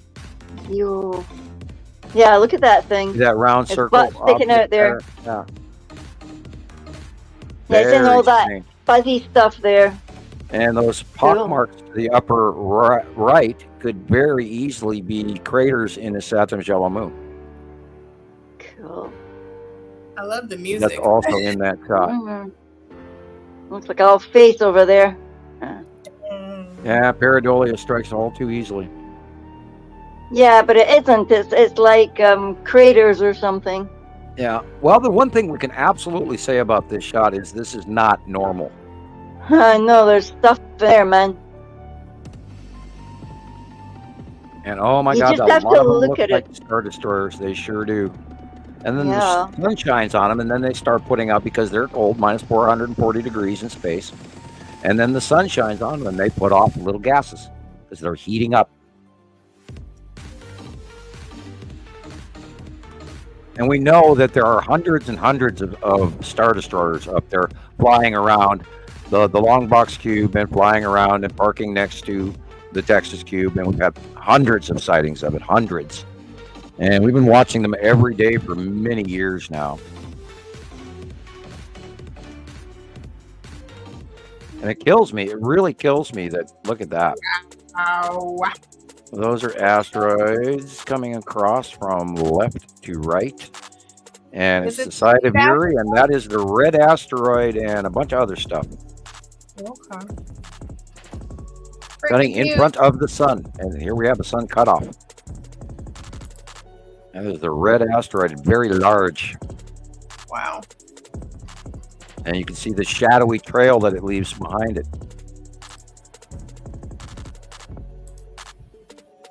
Lots of stuff. And it, oh, look at that. There's a, see that rainbow? That is the bottom of that. You know that one, don't you, Gillian? That's the bottom of Atu. Yep, seen that. That's my friend. The outer atmosphere of the bottom of Atu. I'll never forget seeing that. It's the exact same color and everything. The glow. And there's no such thing as upside down rainbows. I'm terribly sorry. And we have hundreds of sightings. Yeah, that's right where it belongs. Bottom of Atu. And then Uri is on the left. You can see the cutoff line of Uri's dark blue versus the light white sky. But that's Atu right there. That's the bottom edge of Atu. And if he were to lift the camera higher, he'd be still going on Atu. Atu's pretty huge right now, and it's right over the top of us for most of the day. It rotates a little bit, but not a lot. It looks like the same kind of angle as well. Yeah, gorgeous. Yeah, lovely. And that's the space light breaking down in the outer atmosphere of Atu. Is that a backlit crescent flare or is that an asteroid? That is the Tan asteroid. Oh, wow. Look at it. And the new asteroids we're going to have to study are to the left and the upper left right there. The new one that's Lorraine is just up to the left. It's that dot to the left. And we're going to have to start cataloging them. And there's even more behind it. Oh, look over there in the far left. There's probably the Skull asteroid somewhere in there. Cool. Oh. And the Skull asteroid is glow between is just and Uri. So somewhere in that pan down between that, see that dark blue that you're looking at, you see the full circle of that too right there. Yeah, look at it. It's beautiful. And somewhere between that and the face of Uri, right dead center in the middle, is where, to the upper left, is where the Skull asteroid should be. Somewhere to the left, just off camera. Or it could be on and we don't see it, but it's right there someplace. That could even be it right there, but I'm not going to jump that far. We know it's there. We've watched it for years.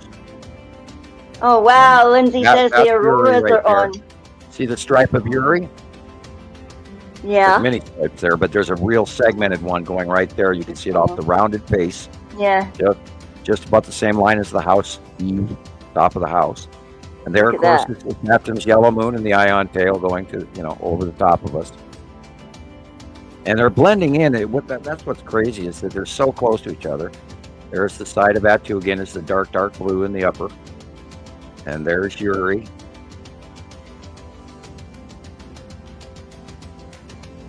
And going up to Atu's moon directly above him. You can see the bubbly, and then you see the blue behind it, which is Atu behind Atu's moon.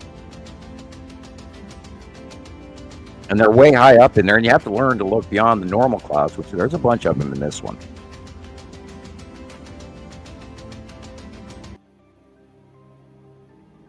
And there are illuminated asteroids.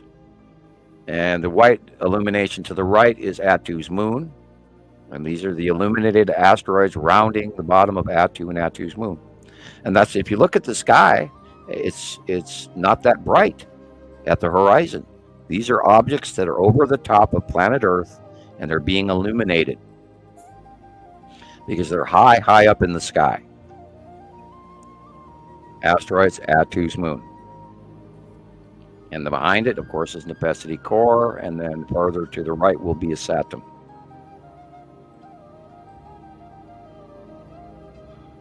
Time after time, they match. What's that nice music? That's the music with this video that Alex made. Not Alex. Well, Alexander. Alexander. Yeah, let's hope. Yeah, we're not gonna get I keep calling him Alex like I know him. Yeah. Yes, using shortened name from familiarity. I do that with Christopher too. I keep calling him Chris, and I'm like, well, his name is Christopher, so. Right. Lindsay says that the auroras are on already. That the aurora's back tonight.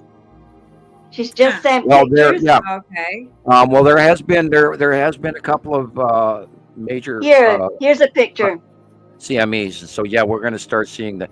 And coronal mass ejection is material that flies past Earth, and these accelerated charged particles from the star go past Earth, and they hit Earth's magnetosphere, and it affects that accelerated ionization is what creates the aurora borealis, and that, of course, is electricity and illuminated gases over the planet in our poles in our electrical magnetosphere. They're cool. Okay. And that's back around again. Those are awesome. Thank you again to Alexander. I don't think he knew I was sharing these today. I just kind of gathered them up from his Facebook page. So awesome. He's always one of my weekly favorites, really. I know he does incredible videos, doesn't he? I know. I like his stuff. He's just got such a magic.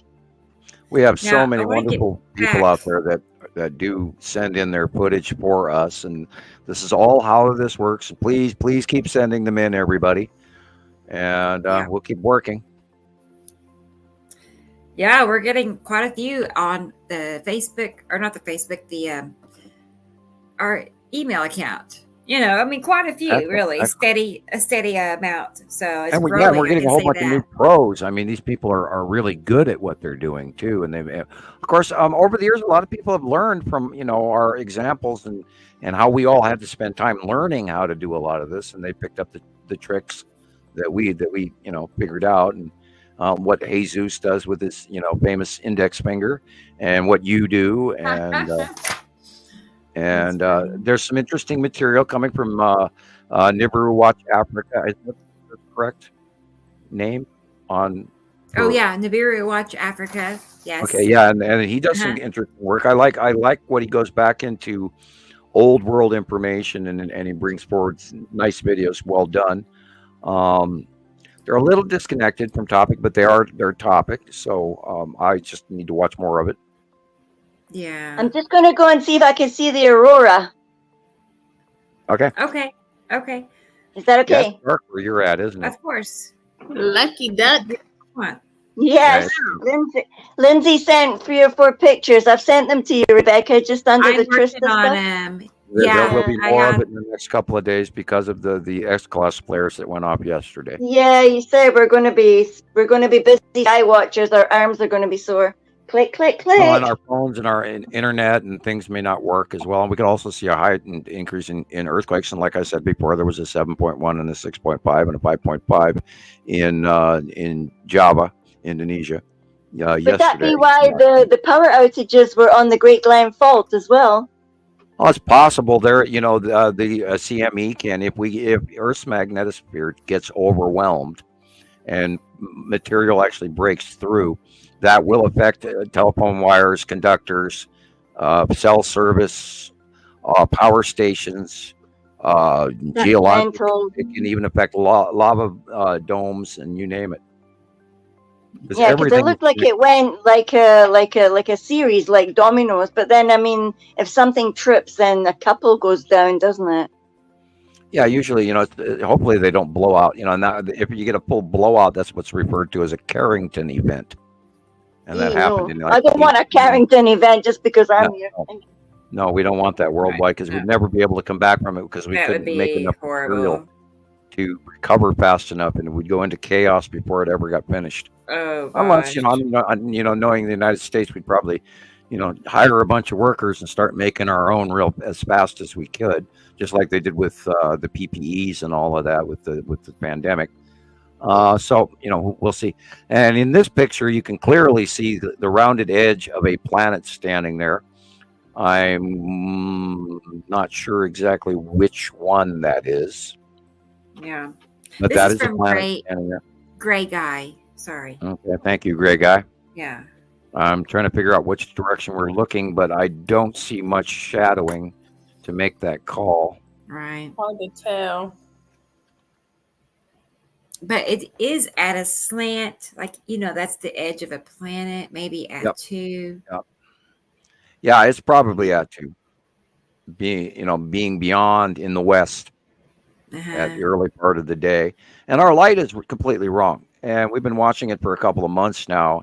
And I'm entirely willing to believe that this eclipse that's coming up in a few days could be one of the passing planets, not what they're telling us, which would also account for why they're sending out the National Guard and giving everybody the day off, because this is an event they don't know what's going to happen. Instead of a normal, typical lunar eclipse. Why would they do things different this time instead of the last one a couple of years ago? And they're calling it annual. And why just, as far as I know, as far as I've heard, it's just that one area in Oklahoma, southeast Oklahoma. Why isn't there more National Guard along the totality band? I wonder why there. Yeah. Why close to me? And also remember, an hour after sunset in the western sky, today even, I don't know, depending on your cloud cover, you can have an opportunity to see the Devil Comet. And it'll be visible for the next few weeks, I believe, in the northern hemisphere. I'm not sure when that changes, but they did say in the an hour after dark in the western sky. So be sure to keep your eyes open for that. And it's called the Devil Comet because it has two little weird horns on it, rather than a comet tail average per se. It sort of has like a wing defect that Saturn has, but it's supposed to be very much smaller. Why? And it will be in the western sky. So why does it have the wing defect? It probably has to do with ice crystal gas release. They believe it might be mostly CO2 ice, really frozen gaseous ice, and it's just when the sun shines on it, then you get that heat up effect where it'll break the gases down, and it dispenses it in a pattern on the northern and southern angle edge of where the light would shine on it. Now, I've not seen it personally, so I can't tell you the angle that it's at, which direction it's headed, etc. But I will keep my eye open for it for the next couple of nights. Although we've been covered in a lot of clouds lately, so I hope I get to see it. Me too. That would be What's cool. up there? There's another comet somewhere as well, and there were two, and I don't know if this is one of the two or not because I didn't write it down, and I should have. Caught me napping. So these pictures I'm sharing, they're from Melanie Long. So let me go back to the first one. But yeah, there's so some much sort of going on. Yeah, there's stuff. In this, when it looks like that, there's a lot going on, really. Yeah, and we never used to, and everyone goes, "Oh, the sunsets have become so beautiful recently." Well, that's because there's a lot more at play than we've ever grown up with all our lives, and it's a whole different ball game. And there's at least two, there's at least Nipicity at Attu's moon there. Yeah, most of what we're seeing is no matter what around us at all times now. Even 2 years ago, it wasn't the case. And now we have planets around us at all times. So no matter what, you step out your door, no matter what direction you're looking at, you're most likely, especially if you look up, you're most likely looking at a planet, period. Every direction, north, south, east, west, turn, planet, turn. It's like that. Yeah. We're swimming in them right now. And I wish, and this is what I was thinking about, if I was to draw this on a chalkboard, I could express to people how we moved, because we used to be on the left-hand side of Uri and Attu, and now we are swinging towards the right-hand side of outward-facing Uri and Attu, and Attu's going over the top of us, and that's why we are now on the right side of them. And then Saturn and Nibiru are coming in from our out view on our right-hand side, and then going over the top of us comes sunset and all of that. Yeah, these kind of illuminations are what reminds me of the possibility that Saru is involved. Because Saru's core illuminates hugely and is very bright yellow and bright orange. Don't we have a picture from Maria? I think it was sent in the group chat. And Saru was present. It was so low on the horizon. Everybody was present. Just on the let me get those. If it's the same ones, let me get them. I'm pretty sure it's the ones I'm talking about. There we are. Oh yeah, she done snuck in on the horizon. Sam, I'm hearing the sky hum outside. You gotta confirm whether or not Saru is indeed in these pictures. Well, a couple of pictures ago, we saw the green blue that looks very, very Saru-like. That one. It's not was it these them? No. Hold on. Okay. These are some that I did get from Maria. Maybe she sent them to me. Okay. But yeah, huge illuminations. Wow. I think it was Maria. Let's see. And it is sort of green blue. It's entirely possible that would be Saru sitting there. Because Saru is huge, just like Nibiru. Just a little bit smaller than Nibiru. And in the early years, 2011, 12, 13, she got bigger and bigger and bigger. And then Yuri and At2 came in from the right and pulled in front of Saru. And then over the years, we got to see less and less and less of her. Yeah. And, because I've been a thing we haven't seen in a long time. Go ahead. Since 2017, and it's not been anything that's been around since I've been working on this. Mm-hmm. Really, 2018, maybe at the very latest. When I came in, the colors of the aurora are different as well. Yeah, the reds. We've never seen the reds in auroras like we are now in the last few years. Never used to be like that. It would always be green or blue, or maybe a little yellow, maybe a tinge of orange, but not red. Not anything I've ever seen. Green and purple. I've never seen that in Montana, and we occasionally get the aurora borealis this far south. Up here in Montana. Yeah, that could quite easily be the entire face right there of Saru with the orange illuminated base cloud right at the horizon there. Could quite easily. I've been expecting it forever. It's only when Yuri moves out of the way do we get a view of her. And now that Yuri is actually going beyond Earth and then filling into the north by the north sky by northeast sky in this little loop, and then back out by morning again to fill the east sky. And now that she does move over the top of us, we'll be able to see behind her and actually see Saru. I just sent them to you. Okay. Huge. I had to stop and see who was saying hi to me. Is my good friend Desiree Jones. So she lives about 45 minutes away from Tulsa. So we see each other pretty often. So yeah, good friend of mine. So I'm happy you're here, Desiree. Her and her husband are probably listening, Matt and Desiree. So actually, I have a couple of pictures from Matt and Desiree. Let's take a peek real quick. They've started taking pictures, I've noticed, and sending them to me. So it's exciting when your friends start getting the bug as well, isn't it? Yeah, it's rubbing off on them. Yay. Let's see. Apprentices, Samuel. Yeah, I was just thinking of some movie scene where I could go more to the hordes, or but I didn't want to go too kooky. Apprentices, Samuel. Yeah. But there was this one. It's really lavender looking. Yeah, look at it. Really I love those lavender skies, those soft pastel shades. We never got pastel shades before either, did we? No, they were stark primary.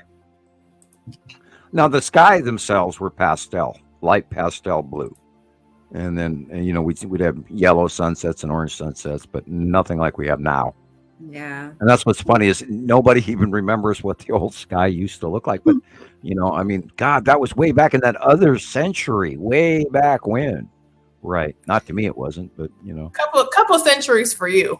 I still feel like I'm in my 30s, even though I'm not. I'm twice my 30 year mark. And I was laughing because my kids went way back in the old days, back in the 90s, and I went, "Oh my goodness, no, they didn't." Oh my word! The 90s are ancient days. The 90s was over 25 years ago. But you can't credit that. It's like shocking, isn't it? It's like a blinky of an eye. I'm ancient. Back in the old days, in the 90s. When I grew up, the old days were the 50s and the 40s. Right. Yeah, to us. Well. And there's that nice little bubbly Saturm's yellow moon right there in front of a Saturn. Nice one. Yeah. And we are, I believe we have a good base cloud picture. I got to remember to find that one again. That's a really good base cloud. I think I sent it to the Saturn file. Lindsay said she saw Saru, so I hope I get to see. I mean, we must be seeing Saru, like you say, but maybe it's just too thin here. Yeah, and and then we don't want to throw out a call when it's not accurate, and so we have to be cautious. Yeah. Anyway, I sent some aurora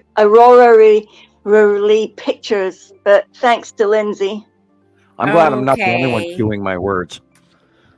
And It's been a long day. It's been a really long day. We've already been talking for 3.5 hours. There's a Facebook user saying, Samuel, anything to aware of on the April 8th eclipse? Yeah, we asked that you start filming a little bit ahead of time and after, and look around on the side. And during the eclipse, you should also be able to see the double comet more, and it'll be in the western sky. Let me see, at 1 o'clock in the afternoon, the sun will be semi-overhead in the south, because it should be overhead, and it's not. And it should actually be in the southwest, but it's not. And it'll be in the south about that time of day, because the sun is off on the clock, too. It's weird. It's like, and we did go through daylight savings change, but I noticed weeks ago that the sun was not in the right place. Mm-hmm. And that's what, earlier on the show, that's what that one lady was saying, that it was in Aries, and where it Pisces. Did you play that video? Yeah, I think I've seen some of that one as well. Be in Aries, and it's in Pisces or whatever. I don't remember exactly. I'd have to look at the chart. She was saying it's not going to be the moon going past. It's going to be some other body. So do pay attention to what's going on right before, during, and after. And when it's going on and it's darkening around the Earth, look around everywhere else and maybe take a couple of shots, and you might get some really cool illuminated planetary objects. And get your widest shot possible. Don't pull in close. Pull out as far out as you can get, and that way we can see more. And then we can also tell what direction we're facing, which helps. So, and then be prepared. Because we're going to see it partially from here. We don't know if the New Madrid's going to break. We don't know if there's going to be mass earthquakes or storms, or people are going to start growing second heads or anything like that. So we don't know what's so, and then, don't jump in the hype, but do be prepared. Buy a couple of little extra supplies to have extra food on hand anyway. Rice and soup and that sort of thing. Stable foods that you can keep for a long time. 3, 4, 5, 6. Be prepared. Be prepared. Okay, that's about 2 weeks away. Y'all heard the man. No. Prepared. Don't get caught. Well, and I don't expect anything major to happen, but I mean, you never know. Nowadays, there's all kinds of, and there was a couple of fireballs that went flying over China last week. They had 2 major fireballs, and of course, it was daytime here when it was nighttime there, and they saw some big ones, and they were reported nationwide. So there might be more incoming stuff that we don't know about, and we know that we are in the 180-day cycle. So be prepared for unbelievable close passes of the asteroids below Atu, below Nepesity, below Uri, for electrical discharging and freak unbelievable storms. And I've been going all the way back to the Ohio storm that we had the 14th through the 20th, I believe. There was a whole bunch of stuff that went on over there. And I've been watching some of the back footage now that it's coming in on YouTube. And it looks very, very much like a close planetary pass. So I'm inclined to say that it is going on. We are in the 180-day cycle officially as of today. But we've been already watching it happen a little early. When was the Chinese fireballs? I believe last week and a half. You can go type in fireballs in China in March. Was there quite a lot of them? There were 2, and they're calling it an omen. And that's remember, because of the dragon symbology. We were officially, this year is the year of the dragon, and they're calling it's. God, I had that word drilled in my brain. It's like a Luke. This is like spelled L-O-O-K, which has to do with Chinese. Calling it ill-winded year of the dragon. Usually the year of the dragon means a year of new information coming to light and new prosperity. But they're calling it a Luke dragon, meaning that it's a negative, being that it's loss of money, loss of information, confusion. Oh, yeah. Oh, wow. Oh, no. That's not nice. And if you look at the Chinese economy currently, they're having one hell of a terrible time. There are over 20 million unemployed Chinese folks and this whole new batch of college students can't even find a job. Period. And they still have the real estate crisis. Yeah, they got the major real estate fail going on, and what they call tofu building, and they've got major corruption, loss of money, and people have been putting their life savings into purchasing these places to move, and then they don't even finish the project. So these people have lost all of their savings, and they have a homeless population sleeping on the streets now as well. So you can look up China Insider on YouTube, and there's a lot of Chinese information. There's some good, some bad. But I stay up on that, because if their crash, now they just recently overprinted a whole bunch of money to falsely prop up their economy. But if their economy crashes, it will affect ours, and it is probably doing so. We need to right now the stock market is going ape crazy here in the United States, and that's over new tech processes, especially with AI, and that is directly affecting the stock market. So for the good, and for the and for the bad point of view. And I see that Christoper's commenting. That's good. So where are we on your schedule, Rebecca? On YouTube. We are about 15 minutes away from the 4-hour mark. Yep. Which is our goal, to end about that point, and then pick back up at 5:30 my time. For the after show. Central. For the after show. And we will keep going. What time is it there just now? It is 4:42 right now, Central. So we're going to in mountain time. We'll end this show at 5 o'clock my time. So in about 15 minutes. And then we will resume. You'll see it there on Facebook and on YouTube. 30 minutes later. Show. Right. At 5:30 my time, Central. Give everybody time in about 45 minutes. That way, it gives us an intermission. You can run and grab a sandwich, refill your drink, use the restroom, and that way you don't have to worry about missing anything. Go look at the sky, take a picture, all that good stuff. Pop a bowl of popcorn. Right. It gives everybody a few minutes to move around. So cut that pizza. I love it. Cut the pizza, right? Yeah. Well, they haven't made it yet, because I don't smell the oven turned on. It's too early for dinner here, but they'll probably be at it before you know it. You just have to hear the word pizza now. Yeah. Well, the girls actually like podcast night, because they get to have pizza and they get to cook it themselves and be less watched in the kitchen, because when they go in the kitchen, I do too. I was talking to somebody yesterday, and I said, well, I just want to make sure my kitchen doesn't catch fire. Thank you. And I do. I have 2 fire extinguishers in the kitchen, and they're brand new or semi-new. And it's always a good thing to buy yourself, by the way. If people don't think about that, buy yourself a new fire extinguisher every 3 years or less. You put one in the kitchen, that way, and don't panic. Just put a cover on. They make some really new cool technology called fire blankets that you hang in your kitchen, and you just pull it off the wall and you just lay it over the top of whatever's on fire, and it goes out. Yeah, anyway, had those in the care home. I digress into and we could get them as a sales. I was wondering if I've seen those. Right. Yeah, they do make them now. A little blanket, and it's a non-combustible blanket. Because every time I've ever had a stove fire, I've always thought, put a towel on it. But then that towel's going to catch fire. Then what the hell do you do with it? But you have to put a soaking wet towel on it. But then if you have a grease fire, you're in trouble. So. Well, look at that. Yeah, I remember this picture. This is a few weeks saw this ago. the other day. I don't know how old it is, but I was curious. Yeah, I think we're newer version. I think we're looking at a wormhole with something coming through it. I can see that. It doesn't look fake. It does not look fake. No. They claim this is from this year, and I'm like, I don't know about that. Okay. But don't know.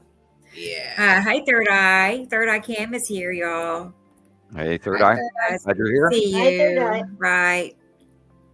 That's a new account of theirs, huh?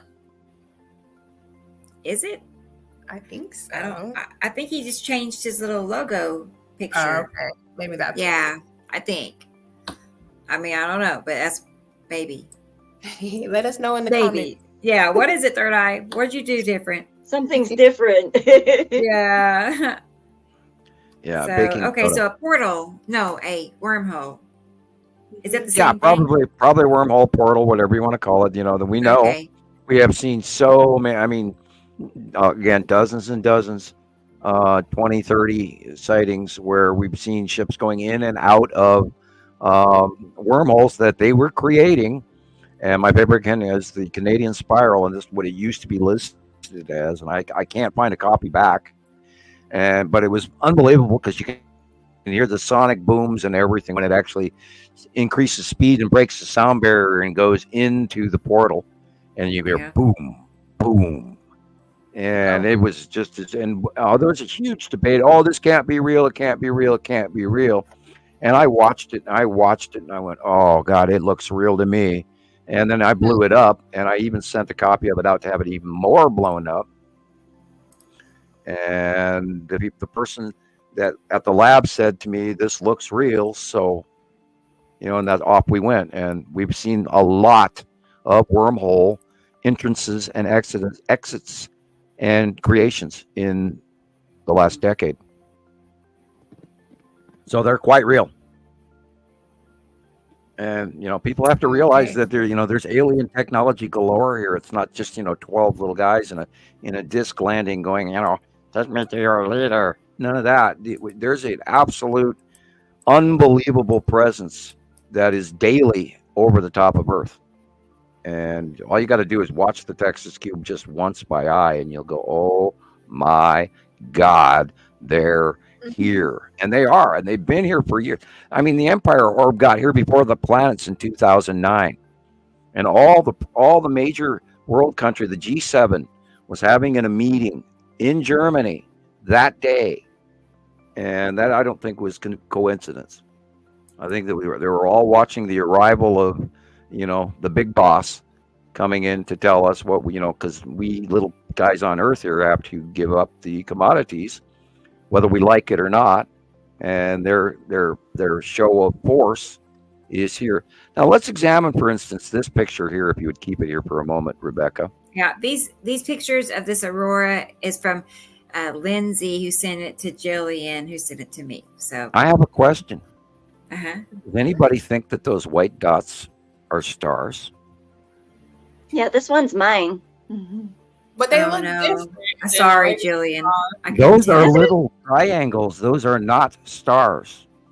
Are they Star Destroyers? Those are Star Destroyers. See the little eddy paths behind them? Yeah, because they don't traveling. Yeah, see, I've got this on the 40-inch screen TV, and those are there's little bits and pieces behind them. Yeah, little eddy trails that are going to, and dead center in the middle and purple could very easily be a cube. Top of the picture could easily be a square cube, and those are all the little Star Destroyers parked and floating around out there. Because there's one intermittently even below the green line on the left. Yeah, see? Those aren't stars. Those are triangular. I'm going to have to, I'm going to have to zoom in on those, and I'll show us. I'll see what they look like. The stars are just little dots. They're circular, perfect circle dots, and none of them are circular. Every one of those. And the tree isn't fuzzy. Yeah, right. The tree isn't fuzzy either, although there is a little bit of shake on the lower left hand, excuse me. You can see that the left hand is sort of possibly out of focus a hair, but I don't see that in any of the upper objects up above. I don't see a blur. I see them all pretty definedly, and they're all triangles. Yeah, this one's really weird looking too. Wait till you see it. Yeah, and guys, there are Star Destroyers galore up there, and even big ones up close in our clouds, immediately within our normal clouds too. There, and I don't know how many sightings of that we've got where they're actually just cruising along, popping their nose out of a bank of real clouds, and we capture it, and then people send it in, going, "Look, I got one," and we've got hundreds of those. I mean, how many have you gotten over the years, Rebecca? Sorry, Sam. Close passing star destroyers, where they erupt partially out of the clouds, where you can see the conning tower and everything. Right, I know. I see them often, a lot. Yeah, and on her site and my site. Point. Yeah, you see a little point, and that's your, Yeah, and an undeniable straight line, and then and then look, there's the conning tower wisping out of the clouds, and you just go, yep. And you have to identify. If you see the straight line, okay, and where's the front, where's the back, where's it going, what direction is it heading, and does it have a conning tower at the back? And if you can get that one, then you've answered all the question. Is, hey, I'm staring at a ship, or not just an anomaly of a straight line in the sky. And we go through that with the cubes all the time. We always say, okay, it looks like the cube. Where is it? What side of the sun is it on? Is it near this? Is it near that? What's it around? And is there a side orb? And if we find the side orb and the cube, and it all matches, it's on the right side or the left side, according to which one it is, Texas cube or long box cube. And then we can go, yep, that's it, because it's got the side orb attributed. And you have to be careful. We can't jump the gun to attribute what's not real. But these are all triangle. Makes sense. Okay. And the only one that I don't see that's triangle is dead center in the green band above that little tree slightly to the right. Perfect. Yeah, yeah. See that? Those are ships. Mm-hmm. Definitely not a star. Yeah, those aren't stars. No. Those are ships. Look at that. Look at the shape. People, ET is here. Get loads of them. Man. There's just buttloads of little sparkly lights up there tonight, like lots and lots and lots of them. I saw the stars for the first time in weeks the other night. I'm going, oh, I get to see the stars. Cool. Because we haven't seen, because the planets are in the way. And it's been so long since I actually saw the stars. And we have a new view of the Milky Way, which has been really cool. Is it super different? The Milky Way will be in the northeast sky, along with Pleiades, and Pleiades will be in the eastern sky by this time of year. Cassiopeia, and anyway, you get it. In the northeast sky is where the Milky Way should be.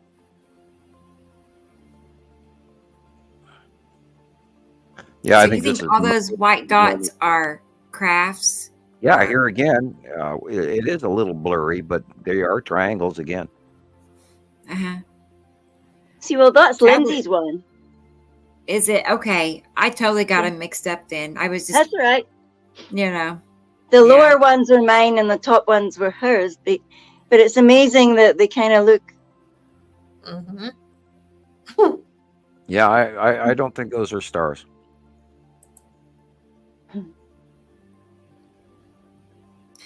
That's a big That's an shadow. light thing. Okay, I know. Look at the lighting. It's just like dark. That big rounded edge right there. And yeah. And you could tell it's like, I don't know, 4 p.m. or something, maybe. I don't know. Yeah. And our light on Earth is so messed up right now. And I mean, it boils into what's coming with this eclipse. I am now more interested in the eclipse than I was prior. Yeah, right. It's like, what are they doing? Yeah, look at the shape of the sun here. What is that for? You got something going underneath it, something above it. To make it this shape, there's something in the way. And most likely it's a Saturn's yellow moon cutting off the top. And we've talked about this for a couple of weeks now. This Saturn's yellow moon is actually crossing the top of the sun in the out view from the right-hand side and actually going over the top of it to the left-hand side. And this could be right here evidence of what is coming from the Saturn's yellow moon, where we're going to have an eclipse. This body, those shapes are so big. They're so big. Big. Okay, lost me there on that one. But I was talking about the planets are going to move in and actually cut in front of the sun, and they would cause this eclipse. And perhaps they have to announce it to everybody as a lunar eclipse so they don't freak out and cause mass hysteria. And yet, at the same time, They've got the National Guard out. And why are they warning us to buy 2 weeks worth of food for a 4-minute eclipse? That one's not fear porn more than Unless anything it's else. just right to create panic. But why and then wouldn't they everybody's gonna have supply for food. 3 days? Why would they tell us for 2 weeks? Yeah, 2 weeks is hectic. Yeah, that's your, that's the most you can stash. That's going to stay fresh for a period of time. So they would probably, in logical speaking, remind you to buy 2 weeks supplies just in case there's a major power disruption or everything that we know that, we end up with some sort of a natural disaster where that it's going to take at least 2 weeks for FEMA or whatever to get to you. Yeah, it's getting weirder. Out loud here, I don't know. Excuse me. I'm sorry. Go ahead. I said it's getting weirder the more that we talk about and discuss it, because it's like, okay, well, maybe it's the what is it called? The method of revelation. Like they had to say it so that it was said, it was out there, you were warned. And it's like, what is really going on? Yeah, because they do say that, don't they? Have to tell you, but not seem to tell you. Some agencies want to tell you, other agencies won't tell you, and some agencies are forbidden to tell you. Yeah. Remember, information goes up; it never comes down. And if civil defense is involved, then they would have to give some sort of excuse as to why they're allocating resources right before our eyes. And so then they would sugarcoat it and do exactly what they're saying. Well, we think now, why would they issue a warning for us to buy 2 weeks worth of food for a 4.5-minute eclipse? It's so weird. It really truly is. On one hand, they wouldn't hardly tell us anything. Yeah, and I don't want to jump into the conspiracy theory craze. Yeah, I know. It's weird. But it is very strange, and because we've never had anybody do this, there's never been any civil defense warning prior to any of the transit of Mercury or any of that ever, or the last solar eclipse. None of that happened. They were just spending their time warning you. They've actually said something like this. They were warning you not to look and use your eyes, and that's when Donald Trump was caught staring up without. I laughed at that one. Where he looks directly up. Here the government's warning not to, and the first thing he does when he walks out on the balcony, he looks up at it. It's like, oh, that was brilliant. I imagine it's a natural reaction to want to look up to it. But, I know better. I won't stare at the sun directly. I always put my hand up first.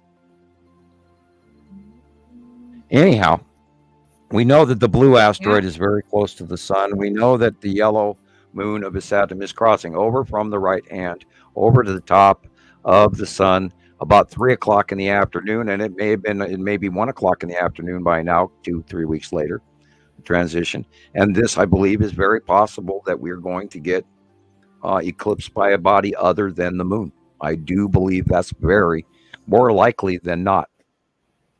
Yeah. And this is why I say, everybody try to get your pictures, man. Try to get your pictures. Live, film it if you can. We don't know enough. And do the parking lot 360. Boy, there's an oldie. That was last year at this time. Yeah, kind of oldie, but goodie, look right? at the red asteroid. It's the same. It's literally the same, except Nepesity is brought forward, and that is literally what we're going to kind of have to do with Nepesity in the next drawing. And that is actually more accurate for this year as well than it was last year. We're exactly the same pattern. And look, there's Saru again as well. So notice the little squiggly lines by the spiral and the red and Casper. We haven't talked about Casper in a long time. Haven't seen Casper. Where's Casper gone? Yeah, we haven't seen Casper at all. Casper. Casper No, is I a haven't little seen Casper. circular asteroid that's in front of the red asteroid, and we have not seen her in many months. She sort of slipped out of my memory. Come crashing down already. Don't say that.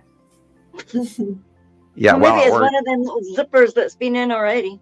Or it could have in the out view. it could have moved either in the horizon level or even behind and next to the spiral asteroid or whatever. I'll have to keep an eye out for Casper, because Casper has the reason Casper is called Casper. It has this really unusual exterior gas output around it that makes it look like a ghost, like a rainbow ghost, and that's why it's quite unique. And that's why it got the name Casper, for Casper the Friendly Ghost, which is a cartoon from my childhood. Okay, now the tan asteroid, the salamander asteroid, the spiral asteroid, and the red asteroid are going to be, and you can see the little squiggly lines of lightning. They're going, this is the 180-day cycle, and this is where the impending extreme freak, fast-passing, unusual storm from hell is going to come out of nowhere, and it's going to devastate the shit out of people's towns and counties and you name it. And we can look forward to that all summer. What? So we in danger now. From the tan asteroid? Is that what you said? No, from the whole 180-day cycle. Summer? It's the summer orbit pattern and proximity to the planets overall. But the big thing is that underneath on the bottom hemispheres of these planets are where their asteroids are located. Now, our normal planet, for generic, most of our moons and our asteroids are in the northern hemisphere of all of our planets, which is partially what leads me to believe that the Nibiru planets and the Earth Sol group of planets are opposite polarity, because they are opposites connected to each other in a binary solar system, and that's why we don't steal Atu, or they don't steal Mercury or Uranus or one of our planets from us, because the polarity is different. Now you have to remember, these planets are not in our orbit, in our star system orbit. They have their own separate one, and it is we who is way spread out, while they are much tighter located to each other, which is why the outview looks the way it does. They're not nearly this close to each other, but outview makes them look that way. But they are tighter in group, and they do spiral different than we do. And they are the larger system, which is why I think we're the spread out outside spiral outside of them.